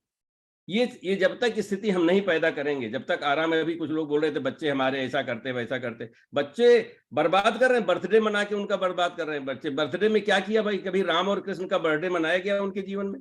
कभी नहीं मनाया गया। जब तक आप कुछ करेंगे नहीं, आपका क्यों मनाएंगे, तो उनको बर्बाद कर रहे हैं बच्चों को। तो मेरा कहने का मतलब है कि हमारे यहाँ पे हमको इन सब चीजों का अर्थ, जो हमारे ज्ञान की व्यवस्था है, वो किताबें हैं, पुस्तकें हैं, सूत्र हैं, मंत्र हैं, लेकिन उनको जब तक हम जीवन आचरण में अपने नहीं लाएंगे, जो कि आचार्यों की हमारे यहाँ की जो व्यवस्था थी वो है। लास्ट में मैं ये पॉइंट बोलना चाहता हूँ, क्योंकि शिक्षा की बात हो रही है। आज आपके यहाँ पे वाइस चांसलर हैं, जानते हैं, मालूम है वाइस चांसलर कहाँ से आता है? ये अभी भी चर्च में उसका एक ऑफिशियल होता है। अभी भी डीन जो है वो चर्च में ऑफिशियल होता है। डीन का मतलब होता है जो जनरल पब्लिक हो और जो ज्ञानी ये पंडित पादरी होते हैं उनको बीच में बीच बचाव करे, ये उसका काम। अभी वही डीन स्टूडेंट और फैकल्टी के बीच में लगा रहता है। तो लेकिन ये हमारे यहाँ की परंपरा नहीं है। वो चांसलर हमारे यहाँ की परंपरा नहीं, उसको कुलपति कहिए चाहे कुलगुरु कहिए, कोई फर्क नहीं पड़ता है। लेकिन जिस दिन आप कुल मान लेंगे, रघुकुल वाला कुल मान लेंगे, उस दिन तो आप अपनी जीवन दे देंगे, लेकिन आप उसकी परंपरा को नहीं मिटाने देंगे। ये वाली बात, ये हमारे यहाँ की व्यवस्था होनी चाहिए। हमारे यहाँ ऐसा नहीं। प्रोबोस्ट का मतलब होता है जेलर। प्रोबोस्ट जो होता है वो उसका मतलब होता है जेलर। वो दंड कर देता है, सबको जेल में बंद करता है। अब आप लेके सब लोग बड़े ताली बजा रहे हैं, नहीं नहीं हम तो वाइस चांसलर हो गए। सारी कुछ लोग है शायद इसमें वाइस चांसलर भी होंगे, तो क्षमा करिएगा मुझे। लेकिन मेरा कहने का मतलब यहाँ पे इसको अर्थ दिखाने का है कि जब तक अभी आप यूनिवर्सिटी खोले हैं, यूनिवर्सिटी का ही क्या मतलब होता है? ये कहाँ से शुरू हुई यूनिवर्सिटी? आप विकिपीडिया में यूनिवर्सिटी ढूंढिए तो वो इंडिया का नाम नहीं आता उसमें। वो मास्क और चर्च से निकली हुई है। And they were teaching books because they had books. आपके यहाँ बुक्स नहीं थी, आपके यहाँ आचरण था। हम स्वयं, हर व्यक्ति अपने में यूनिक है और उस चीज को क्रिएट कर सकता है। जब इस चीज को मान लेता है, सारे संसार में कोई समस्या कि हमको नहीं लगता है कि कोई ऐसी आफत आएगी। इसलिए हमको खास करके जो एक शिक्षक वर्ग है, शिक्षक, मैं शिक्षक हूँ, शिक्षक वो और शिष्य दोनों चीज सीखने से आते हैं। हम पढ़ा के सीखते हैं, कोई पढ़ के सीखता है, इतनी बात है। पढ़ा के मतलब यहाँ पे हम कम्युनिकेट करके, पढ़ाने का मतलब सिर्फ किताब पढ़ाना नहीं होता है। हमारे आचरण से देखेंगे, हम जो करेंगे experiment. I happen to be a scientist, why do experiments also? people can do the experiments like them, they see that what I am saying is also true. If not true, then they can tell me actually I will be happiest. तो ये बातें हैं जिनको कि हमको अपने जीवन में उतारना चाहिए। मैं एकदम लास्ट पॉइंट ये बोल रहा हूँ, मेरे पास 1 मिनट और है, कि उसमें एक हमारी स्टूडेंट, अभी लास्ट स्टूडेंट यूनिवर्सिटी मैसाचुसेट्स जिसने पीएचडी किया, वो उसको मैंने कहा कि ऐसा है कि I have publish 350 to 400 papers. ऐसा करते हैं कि सारी छपवा देते हैं, पुस्तक बना देते हैं, और तुम लोग अब जिंदगी भी इसी को पढ़ाते रहना। कैसा लगेगा? बड़ी मूर्खता लगेगी। वो आप यही, इसीलिए बहुत सारी चीजें जो अभी डॉक्टर अंगीरा ने भी कहा कि संस्कृत वालों को चाहिए कि इसको बहुत ही गहराई से लेके और लोगों के साथ एक्सक्यूज मी कोलैबोरेट करके इन बातों को आगे बढ़ा। Collaboration is very important. अभी सारी कॉमर्स की फील्ड है, पॉलिटिकल साइंस की फील्ड है, तरह तरह की फील्ड्स हैं, उसको कोलैबोरेट करो। भारत की जो है वो एकदम इंटीग्रेटेड व्यू होता है, इंटीग्रेटेड पर्सनालिटी होती है, इंटीग्रेटेड पूरी व्यवस्था ही इंटीग्रेटेड। हम किसी से अलग नहीं है, सारे वसुधैव कुटुंबकम तभी आता है जब हम सबके साथ जुड़े हों। इस बात से हमको परिचित होना चाहिए। मुझे बहुत खुशी है कि एमआईटी यूनिवर्सिटी ने ये सेमिनार किया, इसमें बहुत सारे लोगों ने पार्टिसिपेट किया। मैं कुछ सुन रहा था आपके इनाग्रेशन में भी, मैं ट्राइबल में था और फिर मेरा शायद कनेक्शन भी नहीं हुआ, तो मुझे इनवाइट नहीं किया गया बोलने के लिए, और मैं फिर कट भी गया। तो लेकिन मैंने देखा, सुना उसको भी, और बाद में भी सुना, जो बहुत सारे पेपर्स हैं, स्टूडेंट बहुत पार्टिसिपेट कर रहे हैं, बहुत ही अच्छी बात किया है। और ये this is, I hope it's the beginning, and next time please ask doctor Angiras to give the first keynote, कि जो 194 स्लाइड्स इनकी हो जानी चाहिए। नहीं हो जाए तो एक पर डे एक करवा दीजिए, 1 घंटे का, तो चल जाएगा वो। Thank you so much. Thank you sir, काफ़ी अच्छा रहा। और एक मुझे लग रहा है कि एक ऐसा ब्रेनस्टॉर्मिंग आइडियाज आप दोनों लोगों के, आशुतोष जी के और सर आपके, इस पे तो एक बड़ी एक परिचर्चा होनी ही चाहिए, इस पर एक संवाद होना चाहिए। लेकिन हम सभी लोग अपने इस समय में वैलिडिक्टरी का तो ये मतलब है ही नहीं कि हम संवाद उपस्थापित करें। लेकिन फिर भी जो भी सुन रहे हैं, जो जुड़े हुए हैं या आगे जो यूट्यूब और फेसबुक पे इसे देखेंगे, उनको ज़रूर एक नई दिशा मिलेगी इस चिंतन से, आपके इस वक्तव्य से। सर, आपका बहुत-बहुत धन्यवाद, आपने समय दिया। अब मैं आमंत्रित करता हूँ, इनवाइट करता हूँ, just I would like to invite Shri Prasanna Harihar ji. Professionally, he's a writer. And sir, please put your view before us. देखिए सुप्रिया जी हैं कि नहीं, प्रसन्न जी वो भी कहीं, हाँ अभी तक थे, शायद नेटवर्क प्रॉब्लम हो रहा है। एनीवे, तो जी जी, वो तो अभी थे है अभी। नहीं, जुड़े हुए नहीं हैं। जी जी, तो मैं हम एक ऐसा बार करते हैं कि इन द मीन टाइम जो अपने वाइस चांसलर महोदय हैं वरखेड़ी जी, श्रीनिवास वरखेड़ी जी, उनका अगर मैसेज है तो उसको, उनके जो कुछ वक्तव्य हैं उनको हम लोग सुनते हैं वीडियो के थ्रू से। ये यहाँ सेंट्रल संस्कृत यूनिवर्सिटी जनकपुरी दिल्ली में वाइस चांसलर हैं और काफ़ी प्रख्यात शिक्षाविद हैं। हम सभी लोग उनको बार-बार सुनते हैं। तो प्लीज़ हम लोग अभी आप सुनते हैं श्रीनिवास वरखेड़ी जी को। मिश्रा जी, मैं केवल 2 मिनट चाहता था। जी सर, इसके बाद, इस वीडियो के बाद सर आपसे ये कर लेंगे। हाँ। प्रणाम। अमिटी विश्वविद्यालय के प्रावधान में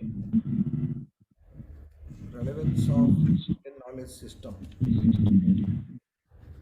इस विषय पर अंतर्राष्ट्रीय संगोष्ठी का आयोजन हो रहा है। इस संगोष्ठी में प्रतिभागी सभी को मेरा प्रणाम, स्वागत है। 21वीं शताब्दी में भारतीय ज्ञान प्रणाली को लेकर बहुत चर्चाएं हो रही हैं। आज ये केवल भारत की आवश्यकता नहीं है, संपूर्ण विश्व की आवश्यकता है, क्योंकि पूर्व देशों की जो अवधारणा है, चाहे वो जीवन के प्रति, चाहे वो प्रकृति के प्रति, चाहे वो स्वयं के प्रति, यह अवधारणा आज आधुनिक परिप्रेक्ष्य में बहुत महत्वपूर्ण है, ऐसा लोगों का मानना है। क्यों ऐसा हुआ है? हमें 3 बिंदु पर ध्यान देना होगा।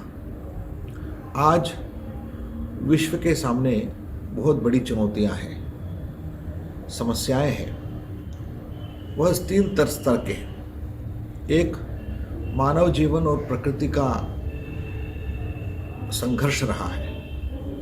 मानव जीवन की सुविधाएं, हमारे अन्य सौलभ्य को लेकर जितने भी विकास के ओर हम बढ़ रहे हैं, उतनी ही प्रकृति से दूर जा रहे हैं और प्रकृति के ऊपर आक्रमण हो रहा है। इस दृष्टि से प्रकृति और मानव जीवन के बीच में जो संघर्ष हो रहा है, वह एक बहुत बड़ी समस्या है। इसके द्वारा हम आज देख रहे हैं ग्लोबल वार्मिंग और प्रकृति में नाना तरह के तनाव, और मानव उससे संत्रस्त हो गया है। दूसरी ओर से विश्व के अनेक राष्ट्रों के बीच, अनेक समुदायों के बीच, जनजातियों के बीच एक संघर्ष का वातावरण बना है। चाहे वो पॉलिटिकल हो या धार्मिक कारण से हो या अपने मत विश्वास के कारण से हो, अनेक कारणों से मानव के बीच में एक खुद अपने आप से मानव लड़ रहा है। और तीसरी कारण हम देख सकते हैं, हमारे परिवार और मानव स्वयं अपने मन के अंदर, मन के भीतर ही एक संघर्ष का जीवन जी रहा है। तो मन भी तनाव में है। तो psychologically and as a community and globally human life is in threat. इस चुनौतियों के बीच में जीवन एक संतोष कर जीवन नहीं हो सकता है। इन चुनौतियों को सामना करने के लिए आज दुनिया में जितनी भी विज्ञान के आविष्कार हो रहे हैं उससे कोई परिहार नहीं मिल रहा है। तो प्रकृति और पुरुष तथा जीवन के अर्थ, इन तीनों के बीच में एक समन्वय के सिद्धांत को प्रतिष्ठापित करने वाली भारतीय ज्ञान प्रणाली आज अत्यंत अपेक्षणीय है, ऐसा सबका मानना है।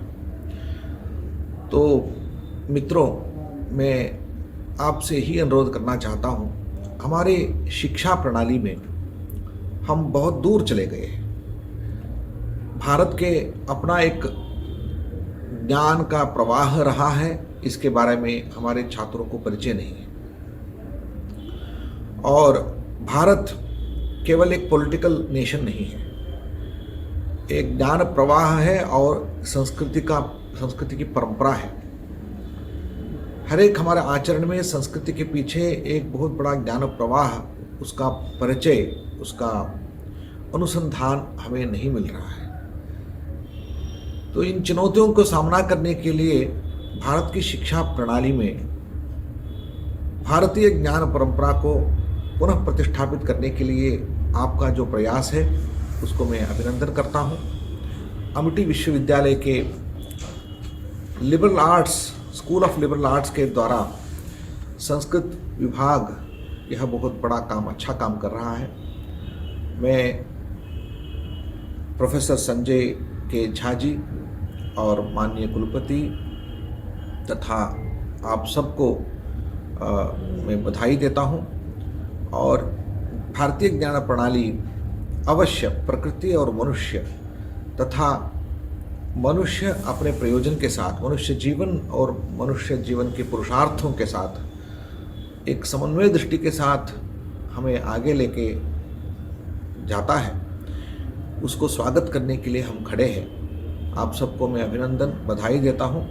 और इस कॉन्फ्रेंस में इस दिशा पर चर्चाएं होंगी, वो उसका परिणाम हमारे शिक्षा प्रणाली में होगा। इसी आशा के साथ फिर एक बार आपको धन्यवाद और प्रणाम। सर्वेभ्य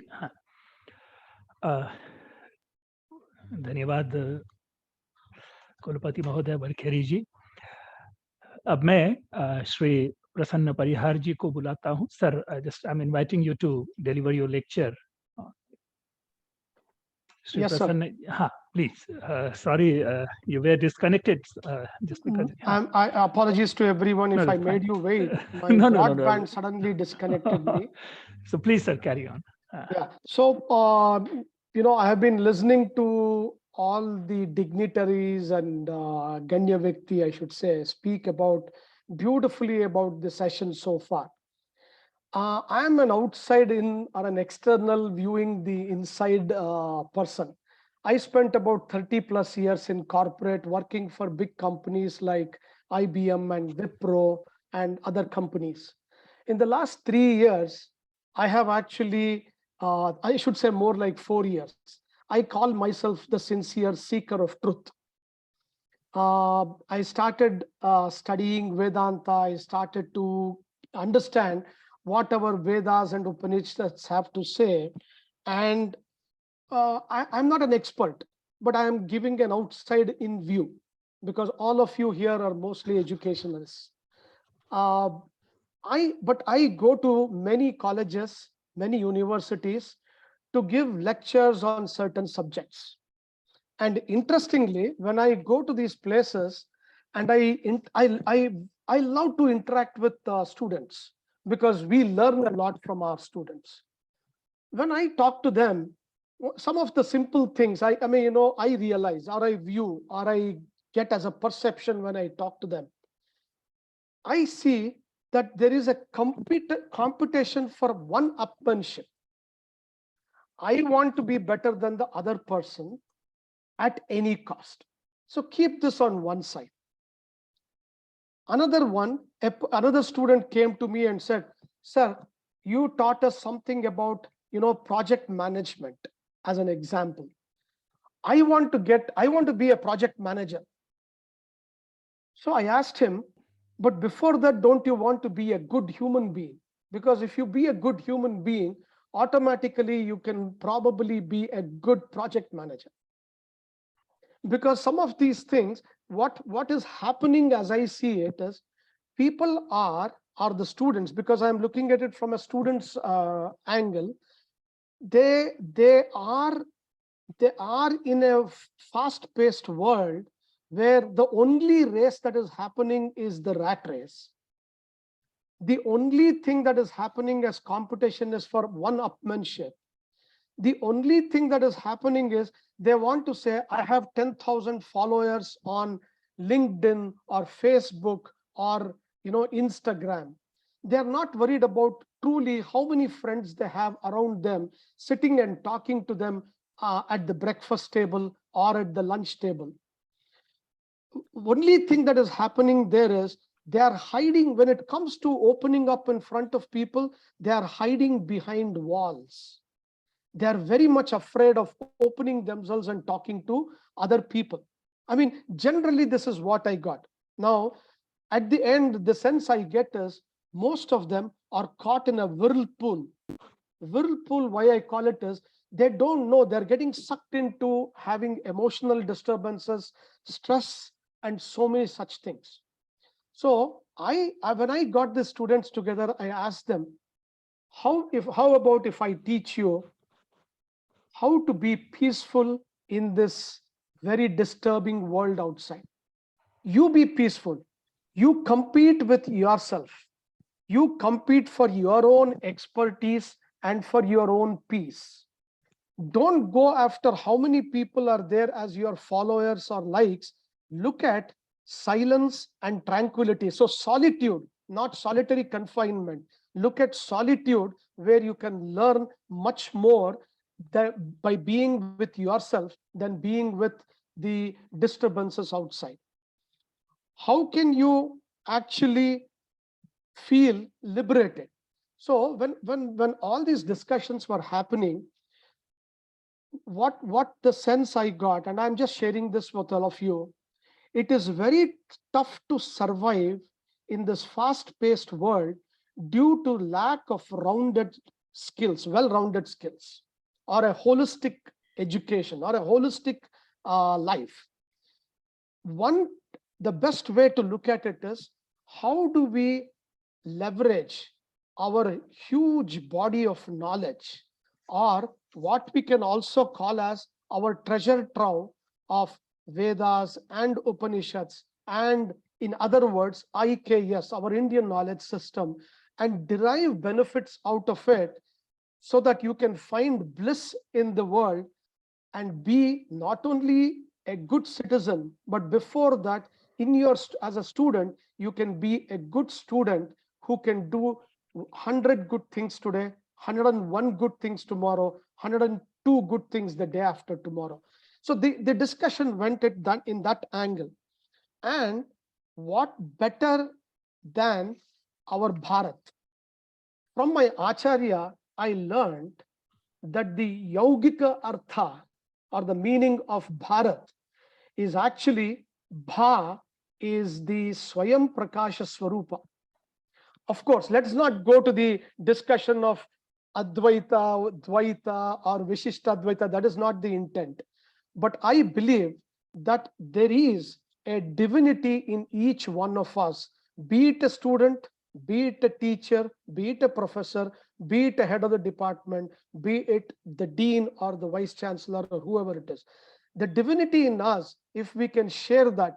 And I just want to say, when I joined, I think Dr. Ashutosh and Dr. Pankaj, we were talking about, Panchabhuta, right? I mean, it is very simple if we can just understand. And I found peace in the fact that, everything around us is nothing else but Panchabhuta. Everything around us is Panchabhuta. Everything within us is Panchabhuta. If this Panchabhuta internally aligns with the Panchabhuta externally, you see straight away there is peace. Straight away there is kaya, vacha, manasa, which aligns in such a beautiful manner without there being any kind of displacement. As a result, you can achieve peace. Now, when I talked about, Bharata, Bha being Swayam Prakasha Swarupa, and Ratha is nothing else but the vehicle which has Rati. And the Rati is nothing else but extreme passion for that only and nothing else. And I want to take that example, that drishtanta, if you want to call it, and bring it into the field of education. In the field of education, if we feel that we have to impart or imbibe, whichever way, depending on which side of the table we are standing or sitting, if we can get the best out of this system as a good person, a good individual, then, Bharata, which is our motherland, I mean, this beautiful Bharata Khanda, it has everything to offer us, irrespective of which side of the table we are sitting. And given that, I mean, there was also another beautiful shloka. I'm not going into the details of reciting the shloka, but I want to say in the shloka number 2 of Viveka Chudamani, which is Adi Shankara's magnum opus, it says, Jantunam Narajanma Durlabham Atha Pumstvam Tato Viprata, and it goes all the way saying, Muktirno Shatakoti Janma Koti Shatajanma Koti Sukrutaihi Punyair Bina Labhyate. Now, what it translates to is, we have the human birth. We are born in Bharata Khanda. We are in, I mean, of course, when it says a male body, please do not mistake. It is the human body. We are in this human body. And the fact that we have the attachment to the path of the Vedic religion, our Sanatana Dharma, which imparts in us such beautiful things like honesty, non-violence, goodwill, self-restraint, and all of this, it makes it a beautiful platform for both the student and the teacher to get the best out of the system. And that is where I felt the word relevance in our theme, it cannot be any more relevant to have relevance in the theme than today, because we are at the crossroads. We are at the crossroads where there is a blind aping of the Western civilization, the American, or the, I mean, let us call it the American for generalization, but it doesn't mean America in specifically.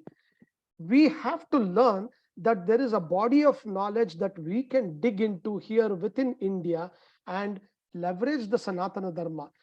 Now, having said that, how do we do it becomes a big, is a question, because we always answer all kinds of questions. Why and how sometimes becomes a little distant to us.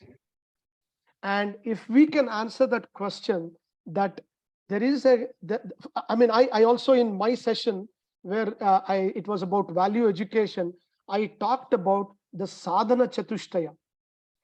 A Sadhana Chatushtaya, which are the 4 building blocks or a paradigm or a framework that teaches us the right things in terms of sequence of steps.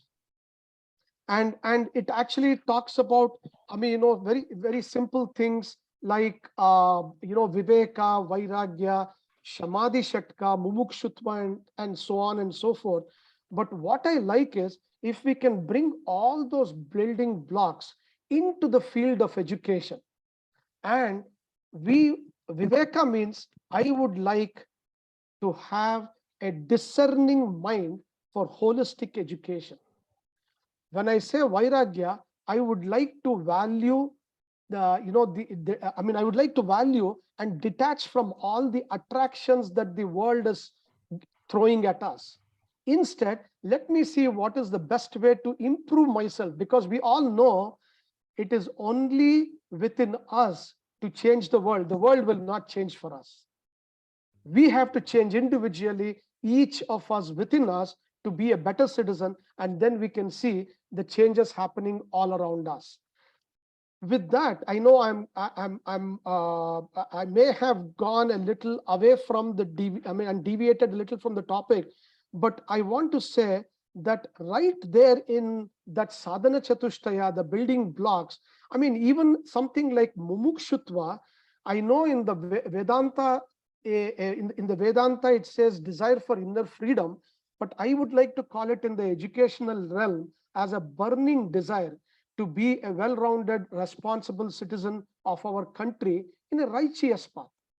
So there is every aspect that we can derive out of Vedanta, our Sanatana Dharma, and impart that into our education. And all of you are dignitaries, and I would like to, basically offer this to you, that I am available if there is anything that I can offer, just like I'm coming into this panelist discussion.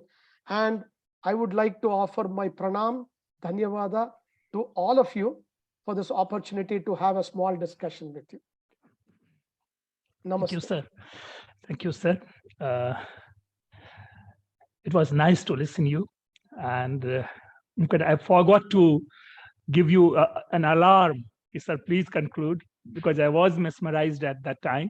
So anyway, now I think Supriya, I think it is my turn to, please give me 5 minutes to speak on, and then I'll, hand over to you and Sanjay sir. Sir, Mehta sir कुछ बोलना चाहते हैं? Okay. हाँ, sorry. Sir, मैं क्षमा चाहता हूँ, मेरे दिमाग से उतर गया था क्योंकि आप सामने दिखे नहीं। तो सर, आप 2 मिनट में अपनी बात को रख दें, 2 से 3 मिनट में, क्योंकि टाइम बहुत अधिक, हम लोग 20 मिनट आगे टाइम से बढ़ गए हैं। Please sir. हाँ। Thank you sir, thank you very much. मेरी बातें 2 मिनट की है, ज्यादा है भी नहीं, क्योंकि I am dealing with the 21st century. मेरा मेन फोकस IKS से ज्यादा आने वाले दिनों के लिए है। मैं बड़ी चिंताग्रस्त हूँ अपने बच्चों के लिए, अपने स्टूडेंट्स के लिए। अपने भारत की जवानों की जनसंख्या सारी दुनिया में सबसे ज्यादा है। We are proud of that. और हमारा सारा ध्यान हमारे नौजवानों पर होना चाहिए, हमारे स्टूडेंट्स पर होना चाहिए, और उसके लिए सिर्फ 2 बातें काफ़ी हैं। क्योंकि मैंने देखा है, मैं अभी कम से कम 2 बच्चों का वर्कशॉप किया है हमारी MIT यूनिवर्सिटी में, 250 बच्चों का वर्कशॉप, उनको कम्युनिकेशन स्किल सिखाने का। करंट इशू मैंने उनसे डिस्कस किए हैं कि यूक्रेन और रशिया वार का अंत क्या होगा, और बड़े बड़े डिप्लोमेटिक का बातें भी की है, क्योंकि मैं मीडिया का हूँ, जर्नलिज्म एंड मास कम्युनिकेशन का हूँ, दूरदर्शन आकाशवाणी का हूँ।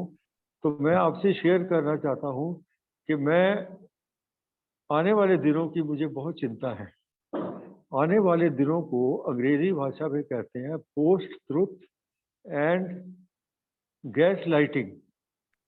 ये 2 नए शब्द आपको बता रहा हूँ, क्योंकि हमने पुराने अभी महाभारत और वेदांता और वेदास और उपनिषद की बहुत बातें सुनी, कल से सुन रहे हैं, बहुत ज्ञान की बातें हैं। लेकिन आने वाले दिनों में इस ज्ञान को हमारे नौजवान कैसे यूज करके अपने आप को बचाएंगे। आने वाले दिन हैं टोटल कंफ्यूजन के, क्योंकि न्यूज सारा बिका हुआ है, न्यूज चैनल्स बिके हुए हैं। और अभी लेटेस्ट एग्जांपल आपके सामने है कि डोनाल्ड ट्रंप, उसने गैस लाइटिंग यूज करके और बिडेन को USA में प्रेसिडेंट मानने को इनकार कर दिया जब वो इलेक्शन में हार गया, और उसने हल्ला मचवाया और अपने ही उनमें कई लोग मारे भी गए। तो अब जाके वहाँ की जस्टिस सिस्टम ने, सुप्रीम कोर्ट के जज ने भी कहा कि Donald Trump is responsible for that. अब इतने बड़े महान देश USA में ऐसा हो रहा है और हम कंफ्यूजन पैदा कर रहे हैं। हमारे बच्चों, जब हम बड़े लोग भी कंफ्यूज हो रहे हैं कि दुनिया किस तरफ जा रही है, तो हमारे बच्चों का क्या हाल होगा, मैं यही सोचता रहता था। अब जब मैंने 200-250 बच्चों के साथ पिछली 12 वर्कशॉप की तो मेरे सामने आया उनकी सबसे बड़ी चिंता क्या है। मैं उनको खड़ा करके बोलता था कि बच्चों अपने बारे में बताओ, तो तुम क्या सोचते हो, what is your self concept and what is the self esteem and what is going to be your personality of the future। उन्होंने बताया, मैं हैरान हो गया कि 3-4 बच्चों ने बार बार यही कहा, sir I keep on worrying, I have anxiety, I am rude, I am careless. ये नेगेटिव क्वालिटीज। पॉजिटिव क्वालिटीज में बताया, I am fun loving, I am very social, I enjoy going out, travelling, sports, tourism. बड़ा अच्छा लगा, positive सुन के बड़ा अच्छा लगा। लेकिन ये जो नेगेटिव चीजें हैं इनको दूर करने के लिए मैंने उनको शिक्षा दी, और वो उसमें मैंने IKS को, इंडियन नॉलेज सिस्टम को यूज किया। जैसे मैंने सबसे पहले उनको बताया कि आपको मित्र कैसे बनाना चाहिए। मित्र बनाने से पहले उसका बैकग्राउंड और उसका टेम्परामेंट अच्छी तरह देख लो। लेकिन उसका मैंने उदाहरण दिया कि अगर केकई ने मंथरा के बैकग्राउंड का पता होता तो शायद वो उसको अपना मित्र बना के उसकी दी हुई एडवाइस पर नहीं चलती, और इतना बड़ा कांड जो हो गया कि हमारे राम को 14 साल का वनवास मिला, ऐसा ना होता। तो अपने मित्र का, अपने बैकग्राउंड जरूर पता लगाओ। और दूसरी बात मैंने उनको ये बताई कि देखो, एक तरफ था विदुर और दूसरी तरफ था हमारे शकुनी। शकुनी ने ऐसी चाल, स्ट्रेटेजिक थिंकिंग की कि हिला के रख दिया। युधिष्ठिर से सब कुछ हरवा दिया उसने, इंक्लूडिंग द्रौपदी। तो you have to be very careful of your advisers. जी सर। और उसमें के कंफ्यूजन जो आजकल पैदा हो रहे हैं, बच्चे बड़े परेशान हैं, तो हमें इन पर ज्यादा ध्यान देना चाहिए, because they are the future of our country. और हमारे पुराने शास्त्रों के उसको प्रैक्टिकली कैसे बताया जाए। मैं अब ज्यादा समय नहीं लूंगा, बस मैं यही इतना ही कहना चाहता हूँ कि ये समय 21वीं सदी की शुरुआत ही बहुत बुरे हालात में हो रही है, और यूक्रेन और रशिया वार का आज तक कोई नहीं बता पाया कि इसका अंत क्या होगा। और मैं बच्चों से डिस्कस करता हूँ, मुझे बड़ी खुशी की बात आपको बता रहा हूँ कि हमारे नौजवान बहुत अच्छे हैं, बहुत अच्छा सोचते हैं। We are proud of our youth of the country, और हमारी ड्यूटी बनती है कि उनकी तरफ ज्यादा ध्यान दें। Thank you very much sir. Thank you sir. Thank you जी। आप सब लोगों का बहुत बहुत धन्यवाद। मैं चूंकि मुझे चेयर का दायित्व दिया गया है तो मैं इसका कुछ दुरुपयोग कर लूं, और 2 दिन से मैं लगातार इस इंटरनेशनल सेमिनार में, 3rd इंटरनेशनल कॉन्फ्रेंस में मैं जुड़ा रहा हूं, और मैं काफी अच्छी तरह से देखता रहा हूं। पहले तो मैं कुछ बात कह दूं, फिर जो आज चर्चा हुई है उसके ऊपर भी करेंगे। लेकिन मूल सबसे पहले मैं नहीं चाहता कि इतने बड़े जो आज इस सेशन में बोलने वाले हैं उनके ऊपर सबके ऐसे उत्तेजक विचार थे। मैंने शुरू में ही कहा था, एक ब्रेन स्टॉर्मिंग था, और उसके लिए हमें एक संवाद, एक कम्युनिकेशन, आपस में एक कन्वर्सेशन होना चाहिए, और उसके ऊपर एक समाधान का रास्ता ढूंढना चाहिए। और इस सेशन में कुल 8 लोगों ने अपना वक्तव्य दिया, including Mehta sir. Unfortunately technical problem के कारण प्रोफेसर महावीर अग्रवाल जी नहीं जुड़ पाए और हम लोग उन्हें सुन नहीं पाए। हमने इस बीच में ट्राई भी किया कि उनसे कांटेक्ट करके, लेकिन उनका इंटरनेट प्रॉब्लम कुछ क्रिएट हो गया, वो नहीं जुड़ पाए। From the beginning, yes, doctor Ashutosh ji, सही में मैंने तो पहले ही कहा कि इस तरह से आपको 10 मिनट में नहीं समझा जा सकता, ना सुना जा सकता।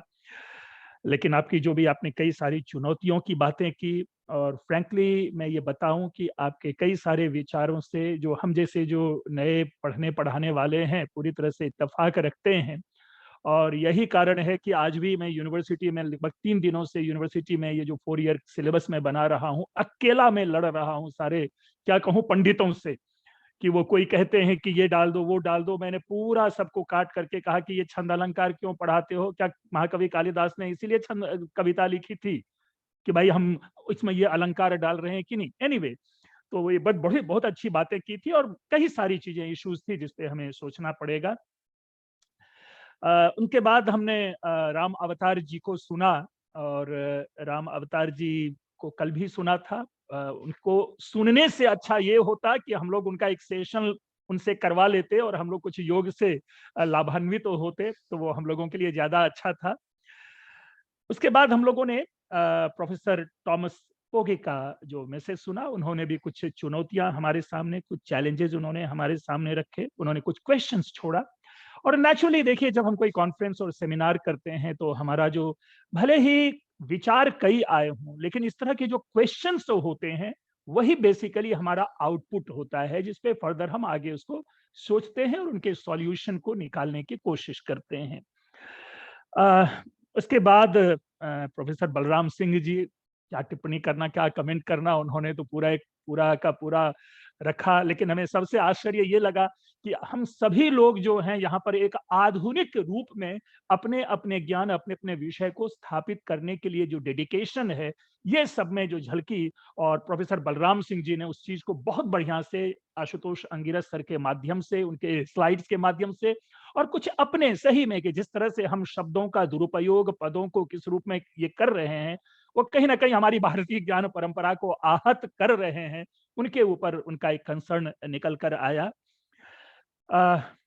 बड़खेरी जी को सुना, उनका एक बड़ा संक्षिप्त एक मैसेज ही था और काफी आजकल इस पर वो काम भी कर रहे हैं, इंडियन नॉलेज सिस्टम को रिवाइव करने के लिए।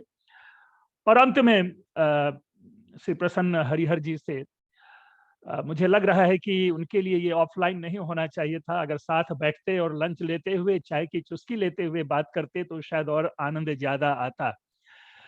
बहुत ही सुंदर रहा। अब मैं मूल आता हूँ इस विषय पर, जो हम लोग कल से इंडियन नॉलेज सिस्टम के जो जो टॉपिक था अपना, वो है इंडियन नॉलेज सिस्टम का जो relevance of Indian knowledge system. मैं थोड़ा सा इस पर एक ये टिप्पणी जरूर करना चाहूंगा कि जब भी कभी हम रिलेवेंस की बात करते हैं, वो तब होती है बातें जब वो प्रेजेंटो होती है, यानी आज हम हैं तभी हमारा रिलेवेंस है। हमने इंडियन नॉलेज सिस्टम को अभी तक अपने पूरे सिस्टम में, अपने जो करिकुलम में इंप्लीमेंट ही नहीं किया, और ना हमारे पास वो सारे के सारे आज साधन और हमारे पास अवसर मिल रहे हैं कि हम पुराने जो इंडियन नॉलेज सिस्टम है उसको हम इंप्लीमेंट करें। जब इनका हम इंप्लीमेंटेशन करेंगे, तब उनके माध्यम बाद हम क्या है कि हम उनके रेलेवेंस की चर्चा करने में हम योग्य हो पाएंगे। ये एक जरूरी चीज है समझना, क्योंकि रेलेवेंस उसी का होता है जो प्रेजेंट होता है। और ये जरूरी है कि हम उस सिस्टम को कैसे अपने में लाएं। मैं अगर संस्कृत की बात कर रहा हूं तो हेलते हेलते हेलता, यानी हिलते हिलते हिलता करने से मैं नहीं समझता कि शायद हम अपने पूरे इंडियन नॉलेज सिस्टम को हम फिर से रिवाइव कर पाएंगे और उनको उठा पाएंगे।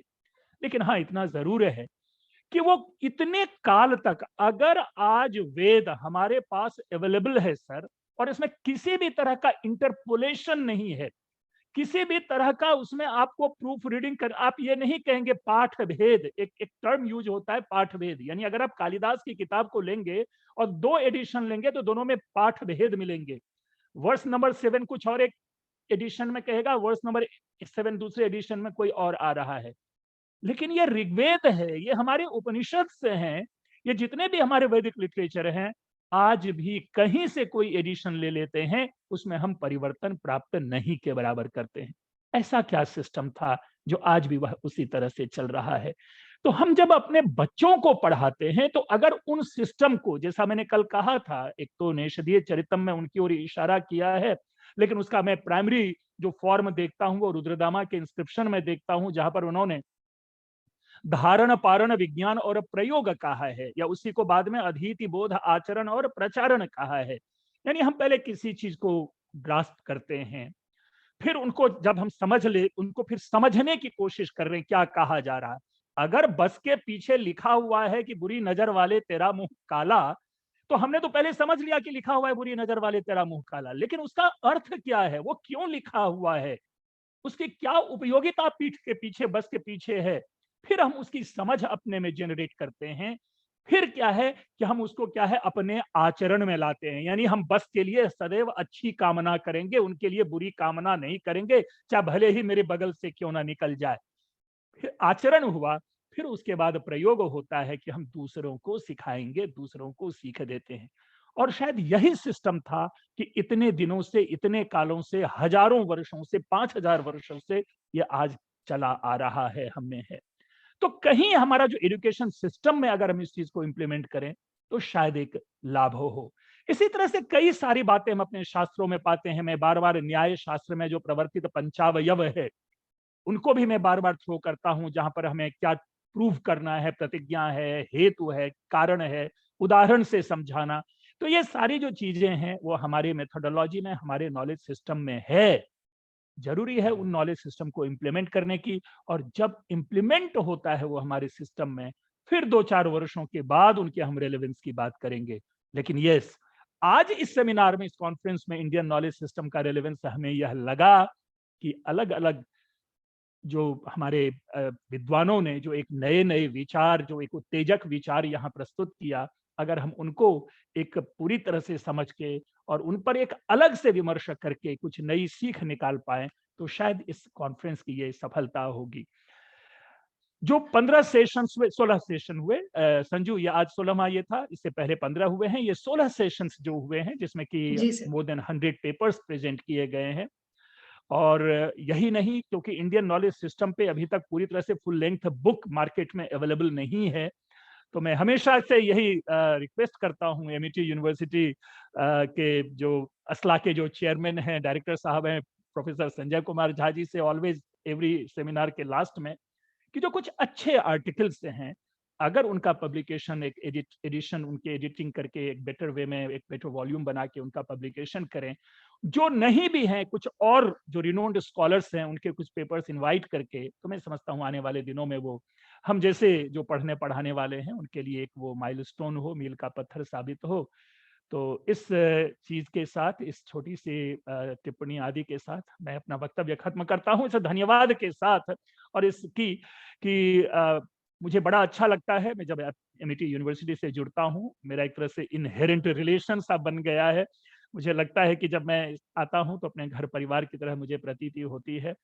सर, प्रोफेसर संजय सर, आपका बहुत बहुत धन्यवाद। सुप्रिया, आपका धन्यवाद। पूरे एमईटी यूनिवर्सिटी की पूरी जो टीम है उनको धन्यवाद। मैंने कल सर आपसे कहा था कि आपकी टीम डिजर्व करती है कि उनको एक अच्छा सा ट्रीट दें, है ना, एक अच्छा सा आप उनको, क्योंकि इतना सफल कार्यक्रम रहा है, उनके पीछे दिन रात एक करके उन्होंने ये कार्यक्रम किया है और साथ में आप भी उनके साथ रहें, इनको एक इंस्पिरेशन मिलेगा। आप लोगों का बहुत बहुत धन्यवाद।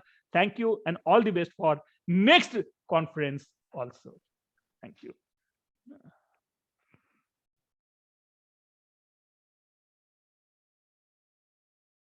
जी, बहुत बहुत धन्यवाद सर। इस समापन सत्र के सभी वक्ताओं को सुनना हमारे लिए एक सौभाग्य सा ही रहा है। भारतीय ज्ञान परंपरा के गुण को हमारे समक्ष सभी ने बहुत ही संक्षेप में और सारगर्भित रूप में हमारे प्रस्तुत किया। सभी का बहुत बहुत धन्यवाद।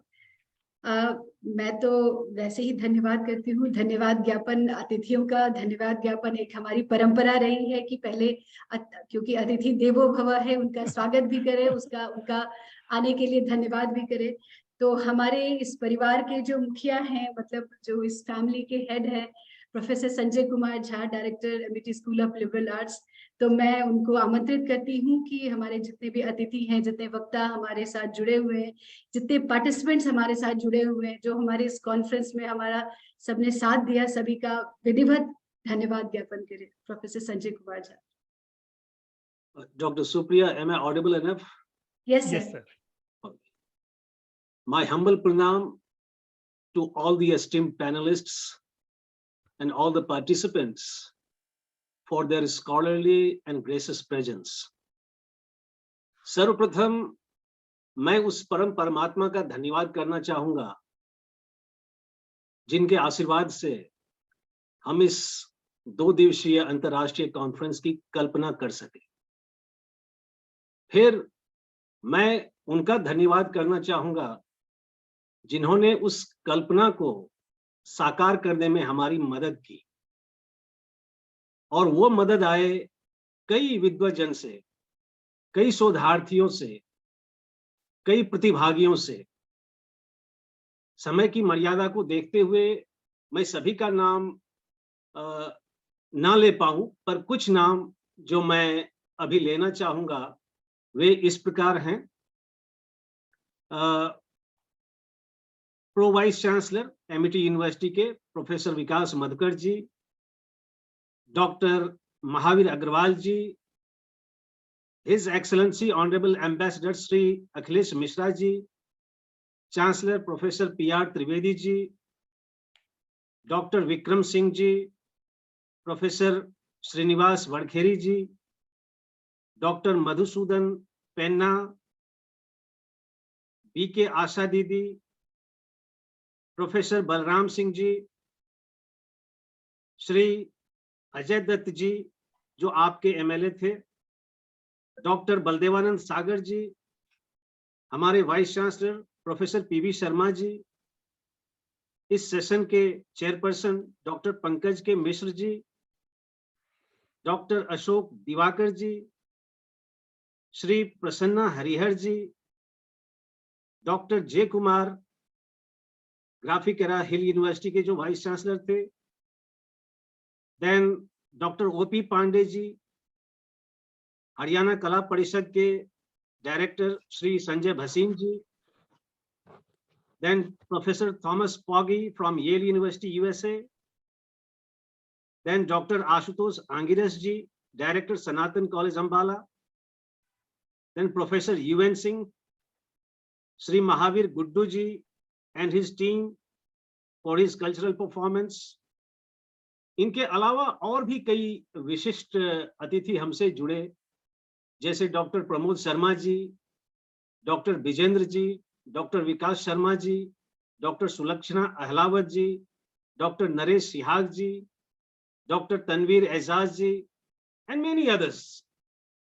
And after listening to all the eminent speakers in the inaugural session yesterday, then all the presentations made in the forms of 79 presentations by esteemed participants, followed by insightful reflections of the session chairpersons, I can undoubtedly say that the journey of reviving and integrating Indian knowledge system has well begun. And the purpose of this conference is being served with a hope that this conference will prove a milestone in revitalizing Indic values and knowledge system for the current generation. रही बात इस valedictory session की, तो मुझे लगता है जैसा कि इस सेशन के चेयरपर्सन डॉक्टर पंकज मिश्र जी ने भी इस सत्र की सकारात्मक सार्थकता को या सार्थकता की पुष्टि की है। विशेष रूप से मुझे डॉक्टर आशुतोष आंगिरस जी की वो बात मेरे जहन में बार बार आ रही है कि यदि हमने यूटिलिटी और एप्लीकेशन इन दोनों पहलुओं पर नहीं चर्चा की है तो हमने अपने साथ धोखा किया है। और ऑनेस्टली स्पीकिंग मुझे लग रहा था कि कहीं सचमुच हमने धोखा तो नहीं कर दिया, लेकिन इस सत्र को सुनने के बाद मुझे लग रहा है कि हमने धोखा नहीं किया, क्योंकि आपने एक बड़ा अच्छा रोड मैप तैयार कर दिया है कि हमें कहाँ जाना है। So that is the I can say the hallmark of the entire conference. And an event of this magnitude cannot happen overnight. The wheels start rolling weeks ago, and it requires astute planning. And I feel immensely fortunate to be backed by Haryana Sanskrit Academy, Haryana Kala Parishad, and a battery of result-oriented and dedicated colleagues like Dr. Supriya Sanju, Dr. Shivswarup Jha, Dr. Sridhanvita Singh, Dr. Sunil K. Mishra, Dr. Hemant, and all our colleagues of liberal arts. And I should not forget to thank our IT hands for providing IT support. And I also thank to our admin department, especially squadron leader S.K. Singh, Mr. Dinesh, and our office staff, Ms. Rachna, Mr. Dinesh, and Mr. Prabhati, for their enormous support in organizing this conference so meticulously and making it a success and memorable indeed. I must also thank Mr. Rakesh Chaudhary for designing and preparing conference brochure and book of abstracts. Despite a huge limitation of words in thanking adequately and appropriately, I take this opportunity to place on records our heartfelt thanks to all who directly or indirectly provided their support and guidance round the clock beyond their comfort zones for this conference. Finally, I would like to extend my special thanks to our Honorable Chancellor, sir, for providing us a conducive environment that witnesses a perfect integration between science and humanities. Unlike many other streams, our School of Liberal Arts is founded on the principles of spirituality, in which we are not interested only in information, but more in transformation, because intellect blossoms only when there is transformation. Thank you all for joining us in this journey of taking Indian knowledge system to prepare a better societal model of living for holistic well-being of mankind at large.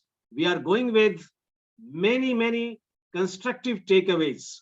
Hope to see you all in our upcoming future venture in the month of March 2023. आपने जो भी सुझाव दिए हैं उस पे हम अमल करेंगे, उस पे खड़े उतरने की कोशिश करेंगे. Once again, thank you all. जय हिंद, जय Bharat. Thank you sir. Thank you sir, बहुत बहुत धन्यवाद. कोई यदि इस डिस्कशन में कुछ बोलना चाहे, यदि कोई पार्टिसिपेंट, तो वो बोल सकते हैं. नहीं तो सभी एक बार अपना कैमरा ऑन कर ले और हम एक ग्रुप फोटो ले ले. तो So Priya ma'am, I don't have the option of opening my camera. को rights नहीं मिले हुए. Okay, मोबिन जी खोल दीजिए सब कैमरा सबका. मैंने प्रमोट तो किया है, बट उसमें कैमरे का नहीं है. मैम मैं सभी को रिक्वेस्ट डाल देता हूँ, एक्सेप्ट करेंगे तभी वो पैनल में आके अपना कैमरा ऑन कर सकते हैं. ठीक है मोबिन जी. लेकिन इस बीच मैं यही कहूंगा कि जब भी इतना बड़ा कार्यक्रम होता है तो कुछ ना कुछ गलतियां, कुछ ना कुछ त्रुटि होने की संभावना रहती है. हमसे भी कई गलतियां हुई है, उसके लिए हमें माफ करें. Sir forget that thing. ये हम सब लोग अभी उनके कारण हैं, इसलिए आपसे कुछ नहीं हुई है. इक्वली आपने तो इतना बढ़िया जगह दिया, इसकी चर्चा यहाँ ना करें. कोई गलती नहीं, बहुत ही शानदार हुआ है. और ट्रूली जो हम लोग थे, हम लोगों ने एंजॉय किया है. बस हाँ, वो थोड़ा बहुत होता है, लेकिन उसकी चर्चा पीछे इंडिविजुअल लेवल पे, यहाँ नहीं. बहुत धन्यवाद. Thank you. सभी से अनुरोध है कि जिनको राइट मिल गया है वो कृपया अपना कैमरा ऑन करें एक ग्रुप फोटो के लिए. बोबिन जी आप ले सकते हैं क्या? मैम मैं ले लेता हूँ. सुनील कुमार मिश्रा. अच्छा सुनील जी. जी सॉरी सर, क्योंकि वैसे भी मैं IAS हूँ, इंडिविजुअल आफ्टर सनसेट, तो मुझे लगा कि शायद वो प्रभाव.